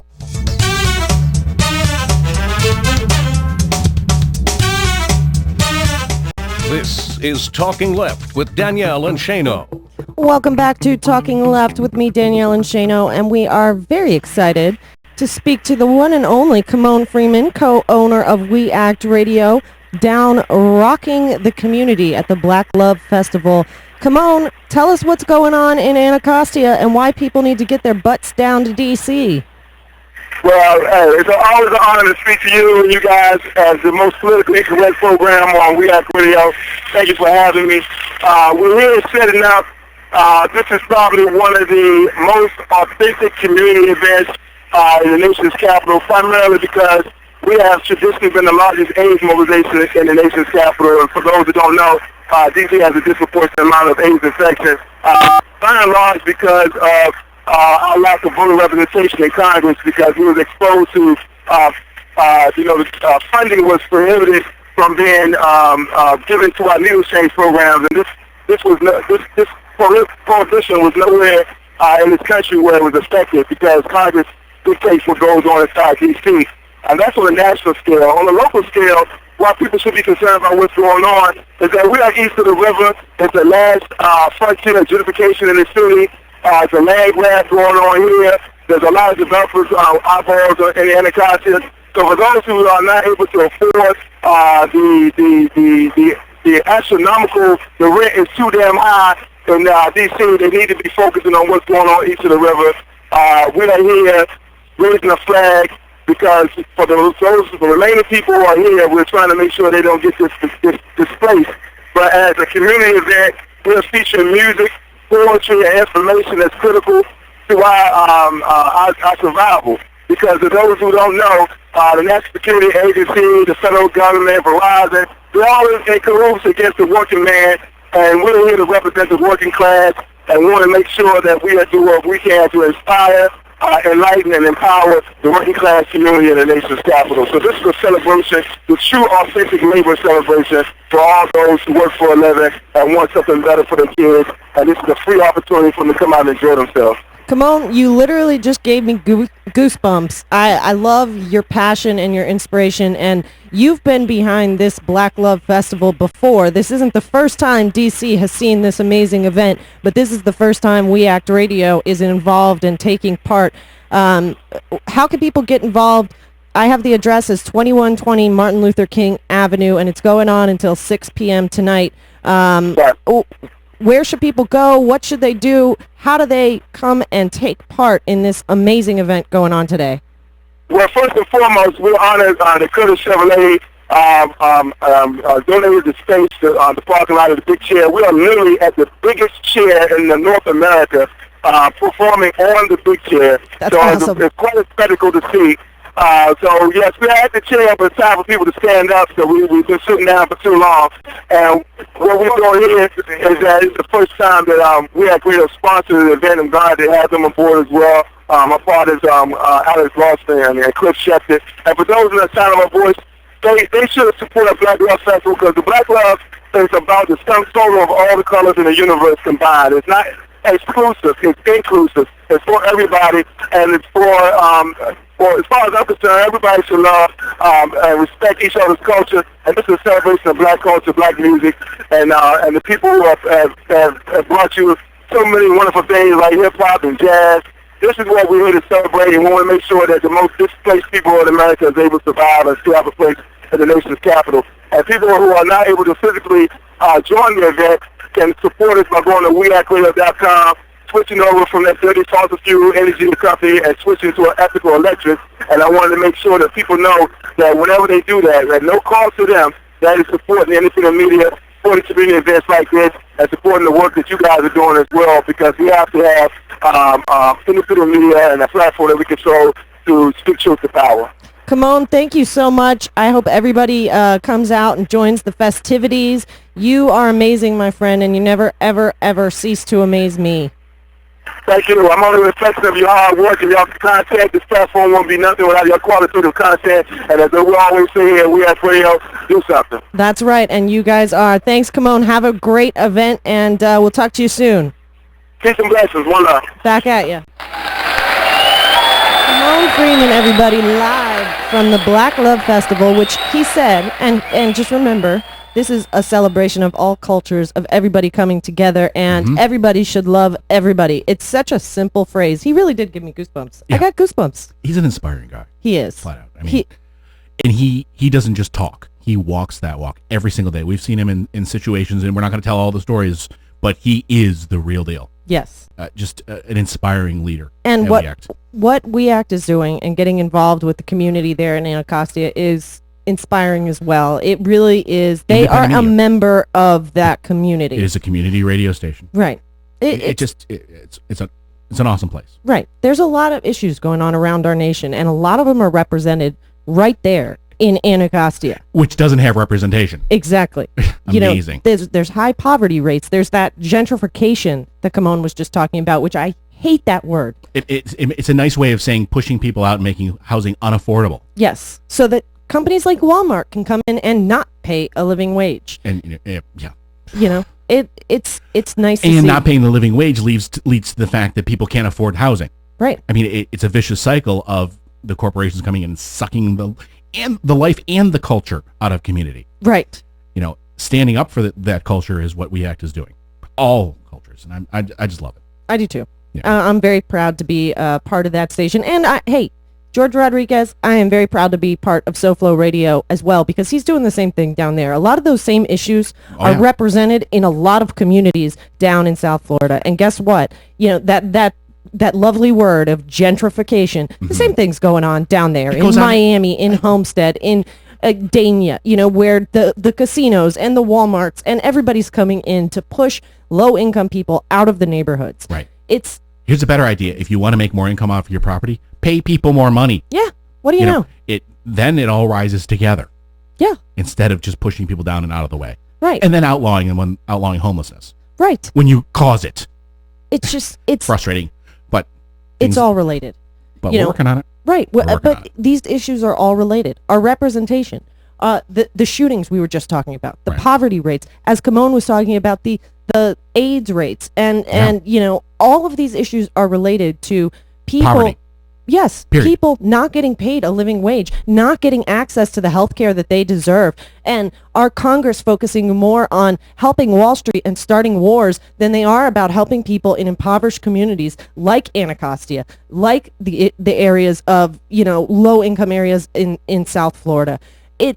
These issues are all interrelated. When we fight one, when we help lift up a community and lift a community out of poverty, we also help education rates. We help increase property tax revenues. We help keep businesses paying a working wage. We help people get empowered to push their lawmakers to make the right decisions and keep us out of unnecessary wars. These are all interrelated, and being part of a community, being part of something, feeling like you can stand with your brothers and sisters and have power against those corporate interests, against the lawmakers who don't represent you. That is what it's all about. And listening to you, that was an amazing rant. I love that. When you think of the other side, especially the libertarian, the individual responsibility, you're on your own. You're an individual. You alone are responsible for what you do, and you will suffer the consequences, is the antithesis of the community we're talking about. Yep. And when you have that isolation, that you're on your own, and whatever happens, it's on you. And if you do well, it's all yours. If you do badly, we're not here. I don't want to live in that world. Me neither. I want to live in the We Act world, in the community world, in the SoFlo community world. The world where it is possible to make a difference. And just because we're a community doesn't mean one person's sucking off another. There are certain times, I don't care who you are, there are times in your life where you need help. Yes. Nobody does it alone. The government helps, your friends help, period. And you help other people. Not everyone is always flying high. And you're there for each other. It doesn't make you a taker if you need some help. No, the takers are the damn corporations. Right. The takers are on the take. The takers are Wall Street.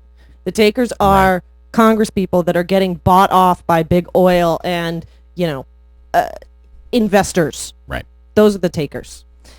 Anyhow, you see how fired up one conversation with Kimon Freeman gets me? Yeah. Can you imagine spending the afternoon with him? Exactly. You can do that right now. Yep. Go down, check out the Black Love Festival, 2120 Martin Luther King Ave in Anacostia. It's going on till 6 p.m., but I know those folks down there, and I bet you it'll be going on much longer.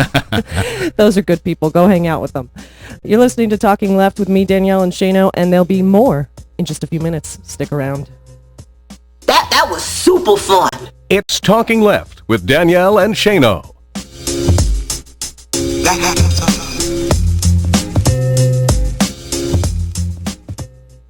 Ron Delano, attorney, Houston. Attention mesothelioma patients. If you or a loved one were exposed to asbestos years ago, this may be the cause of your mesothelioma lung cancer. Billions of dollars have been set aside to compensate mesothelioma sufferers, and you may be entitled to a tax-free share of that money, even if you're simply a family member. Make a free call to 800-764-3000 right now to learn more. Ask for your free mesothelioma information kit. Compensation to pay for medical bills and treatments may be available. Many mesothelioma patients were exposed to asbestos and didn't even know it. Secondhand asbestos exposure can also cause this mesothelioma cancer. Your asbestos exposure history needs to be investigated, and the first step is a free consultation. Don't wait. Call now. 800-764-3000. If you've been diagnosed with mesothelioma, find out about your legal rights and possible financial compensation. Mesothelioma cancer patients, get help now. The call and the information are free. 800-764-3000. 800-764-3000. At Buffalo Wild Wings, we've got a game-winning plan for football season. First, you'll need a few solid starters, like our Hall of Famer, Golden Crisp Fried Pickles, or our Garden Crasher, a huge formation of fresh veggies, hummus, and cucumber sauce. Go deep with not your ordinary onion rings, loaded with mushrooms, prime rib, and cheddar cheese. Or kick it all off with our cheese curds, cheddar cheese fried to gooey perfection. And remember, heroes always share the glory. Buffalo Wild Wings. Wings, beer, sports. Imagine if part of your job was to enjoy your favorite beer. Ah, delicious. Just about every day, our founder, Jim Cook, enjoys his favorite, Sam Adams Boston Lager. Why? To make sure it tastes as good as that first batch he brewed in his kitchen. Smooth yet flavorful, with a deep amber color and a head so thick you can float a bottle cap on it. In fact, every batch of Boston Lager is tasted over 100 times before it leaves our brewery. So if we haven't tasted it, neither will you. Cheers, man. Cheers. Sam Adams Boston Lager. Boston Beer Company, Boston, Mass. Save responsibly. Are you concerned about blood pressure, cholesterol, or other cardiovascular issues? Are you taking an omega-3 supplement but are not seeing the results you've been promised? Dr. Steven Sinatra's famous Little Red Pill is the only fish oil alternative enhanced with resveratrol, providing you with sustained energy and the amazing health results you've been looking for. Now you can balance triglycerides and cholesterol, improve circulation, get rid of blood pressure problems, and many other signs of aging with Omega Q Plus with resveratrol. Call today to find out how to get a free bonus bottle of Omega Q Plus with resveratrol as part of our radio special. Dr. Steven Sinatra is America's #1 integrative cardiologist and formulated this alternative to fish oil with high levels of omega-3, DHA, and EPA from a triple purified calamarine source. You get vital omega-3s, DHA, and EPA, along with CoQ10, resveratrol, and 4 other ingredients for complete cardiovascular protection. This combination nearly doubles the power of fish oil for your heart, brain, arteries, eyes, and cholesterol. Call now to get your free bonus bottle at 1-800-575-0558 and ask for Omega Q Plus with resveratrol. That's 1-800-575-0558. Again, 1-800-575-0558. The experts at Web.com want to build your business a successful website for free, just like they did for these Web.com customers. We've used and looked at other website designers, but there's nobody better than Web.com. Web.com can have your website built for free and up and running in as little as 7 days. Plus, promote your site on all the major search engines like Google, Yahoo, and Bing. If you're in business today and you don't have a web presence, you won't be taken seriously. Call now to get your website built for free. If after 30 days you're happy with your new website, we'll continue to provide promotion, hosting, support, and maintenance, all for just one low monthly fee. If not, cancel and pay nothing. Call 855-254-SITE, 855-254-SITE, 855-254-7483, or go to web.com/radio. There is no upfront charge for building the website, after which the ongoing fee applies. Rights to the website are relinquished upon cancellation unless otherwise purchased.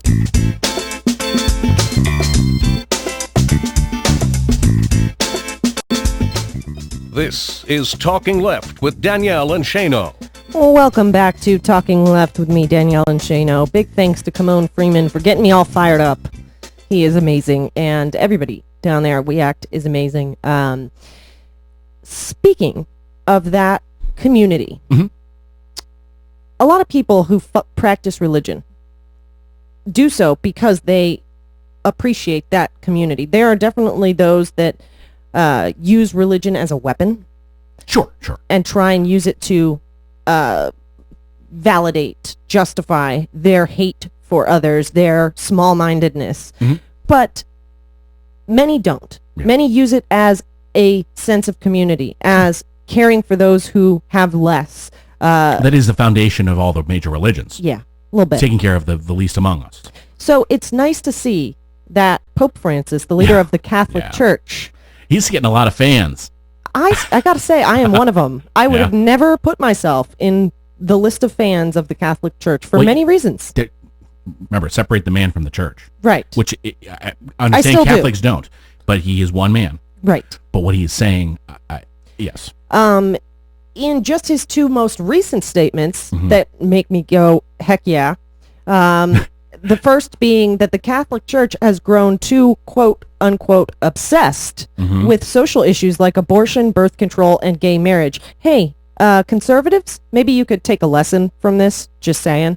Ann Coulter? Yes. Laura Ingraham, we're talking to you. Pope Francis says it's not necessary to talk about these things all the time, that religion needs a new balance. Otherwise, even the moral edifice of the church is likely to fall like a house of cards. he's essentially saying we need to be more about welcoming everybody, about treating everybody with love and respect, something that Mr. Kamon Freeman was just talking about. That's right. That doesn't matter what religion you are or whether or not you even practice one. Yeah, he's been welcoming. He said when it comes to atheists, who am I to judge? Exactly. God's love knows no bounds. Right. When it came to whether or not priests should be that gay should be the or first married. statement out of any so-called Christian's mouth. Who am I to judge? Yeah, I think somebody said that. Judge not lest ye be judged. I think I've heard that somewhere. Yeah, it was written down somewhere. Yeah. And then he came out again within a week Mm-hmm. and said, money is the root of all evil. Now, granted, that was probably a translation. I don't think he... He probably knows the Bible. It's love of money. Yes. But, hey, either one. The sentiment remains. Yes, but again, perhaps those so-called religious, conservatives in Congress could take a lesson from this. Yeah, there's a whole branch of Christianity practiced in some of the mega churches, which is a capitalist money hoarding type. They find certain passages from the Old Testament, New Testament, and say, see, we're allowed to be greedy. I swear, it's amazing. You can go out and find it if you'd like, or don't waste your time. Yeah. But, I just think this is great. This is going back to that sense of community. It's going back towards, care about others, regardless of who they are, what religion, what color, what creed, what ethnicity. As human beings. What gender they are. As human beings. This Pope has welcomed gay priests. He has personally called and provided counsel to rape victims and single mothers. Yep. He has condemned... Wash the feet of the poor. Right. Of Muslims. He has condemned these austerity policies that are harming people all over the world and keeping people impoverished, just like those people in communities like Anacostia. Right. He has stood for the things that I believe a church should stand for if it's really going to be calling themselves Christians. Sure. And this is coming from somebody who's not religious. I am not a member of the church. Hey, I don't care what you say you're talking for. If that's what you're talking about, I'm with you. Right. I don't care what the soapbox you're standing on is constructed of. I care about what you're saying, and what he's saying is resonating with a lot of people, not just with us. Getting the largest masses in recent history, but masses. Yeah, but I think this is important because it inspires a lot of people to recognize that these are the right social principles, that you treat others how you want to be treated, that you have mutual love and respect for those around you, and that's how you get mutual love and respect from them. And when that leadership happens and it goes through the church, you have billions, hundreds of millions at least, of people walking around with that information, with that attitude, and spreading that instead of you're going to hell if you do X, Y, or Z. Right. And far more constructive, obviously. Speaking of things that our country is so obsessed with, like abortion, birth control, and gay marriage, one of the other things we are so obsessed with is personal image, body image, in people looking like the models on TV and the beautiful people in magazines. And let's face it, that's not realistic for the majority of people. And so I was inspired by another story this week by a woman, where is her name? I know her last name is Jolly, Denise Jolly, who decided that after 30 years of feeling bad about her body image, of people convincing her that she should be treated differently because of her weight, she took matters into her own hands and has launched a campaign in Berkeley, California, 30 days of photography, taking pictures of herself in just her underwear in public places with the words beautiful or be beautiful written on these pictures. Right. To give you a background here, Denise Jolly is a 311-pound woman, and she redefined what's beautiful. She began to love herself again. Yeah, we can all define for ourselves. Exactly. So, and I just think that's such the amount of confidence it takes. Right. Because in loving yourself, then you have that confidence and you can go out into the world and achieve the things that you... Right. I think that idea is beautiful in and of itself. It is. That it's bravery. Inspirational as well. Right. And it's taking that notion that we all have to look a certain way, that we all have to pass judgment on others who don't look that way, and turning it on its head. And I think that's such an awesome, inspirational story. I commend her for her bravery and for leading a movement that says you are beautiful no matter what you look like. You're beautiful because of what's in your soul. Right. And the content of your character. I think she's beautiful. There you go. You go, Denise. Rock on. So much we tried to cover today, and I'm sure there's plenty of stuff we missed. I think so. I think we got to everything we were planning on talking about. It flies by. It really does. Yeah. I want to remind everybody within the sound of my voice here, anybody who's in... nowadays, the sound of your voice is going pretty far. Yeah, okay. Everybody Thanks to some in wonderful Virginia, Maryland, D.C., anywhere that you can get over to Anacostia to go and take part in the Black Love Festival. Again, just like Kimon said, it's for everybody. It's reminding everybody to love each other. A big chair, too. Yeah, it's really cool. I wish I had a picture of that to put up on the YouTube, but I don't. It's in this. It is a giant chair. It is huge. Yes. And I loved it. Kimon used that. We've been sitting down. It's time to stand up. Using the chair. He's brilliant. Yes, he's brilliant. He is. But big thanks to Kimon Freeman for coming on with us, inspiring me, getting me all fired up. Yeah.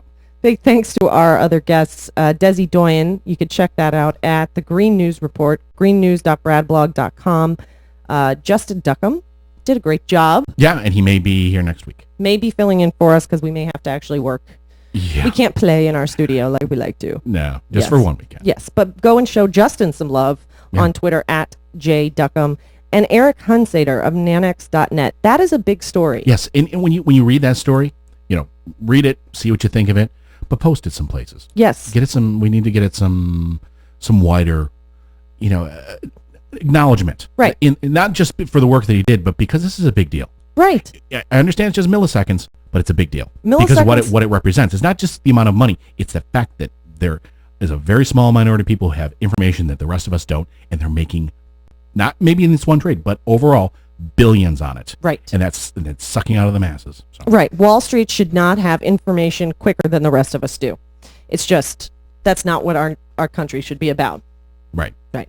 So big thanks to our usual thank yous, Nicole Sandler of RadioOrNot.com, Mr. George Rodriguez of SoFloRadio.com, of course, Kimon Freeman, Alex Lawson, Cliff Schechter, Pete Callahan, all of We Act Radio 1480 AM. The honey badger of producers, yes. Pete Callahan. Yes. Go and check out the Black Love Festival till 6 p.m. today in Anacostia. Big thanks to Rocky Mountain Mike for our intro music, Rock On. And thanks to you. He says now the album out. Oh, yes. Go and buy Rocky Mountain Mike's album. We'll put a link up. Yes. And thanks to you guys for listening. You're the reason we do what we do. And we will see you guys next week.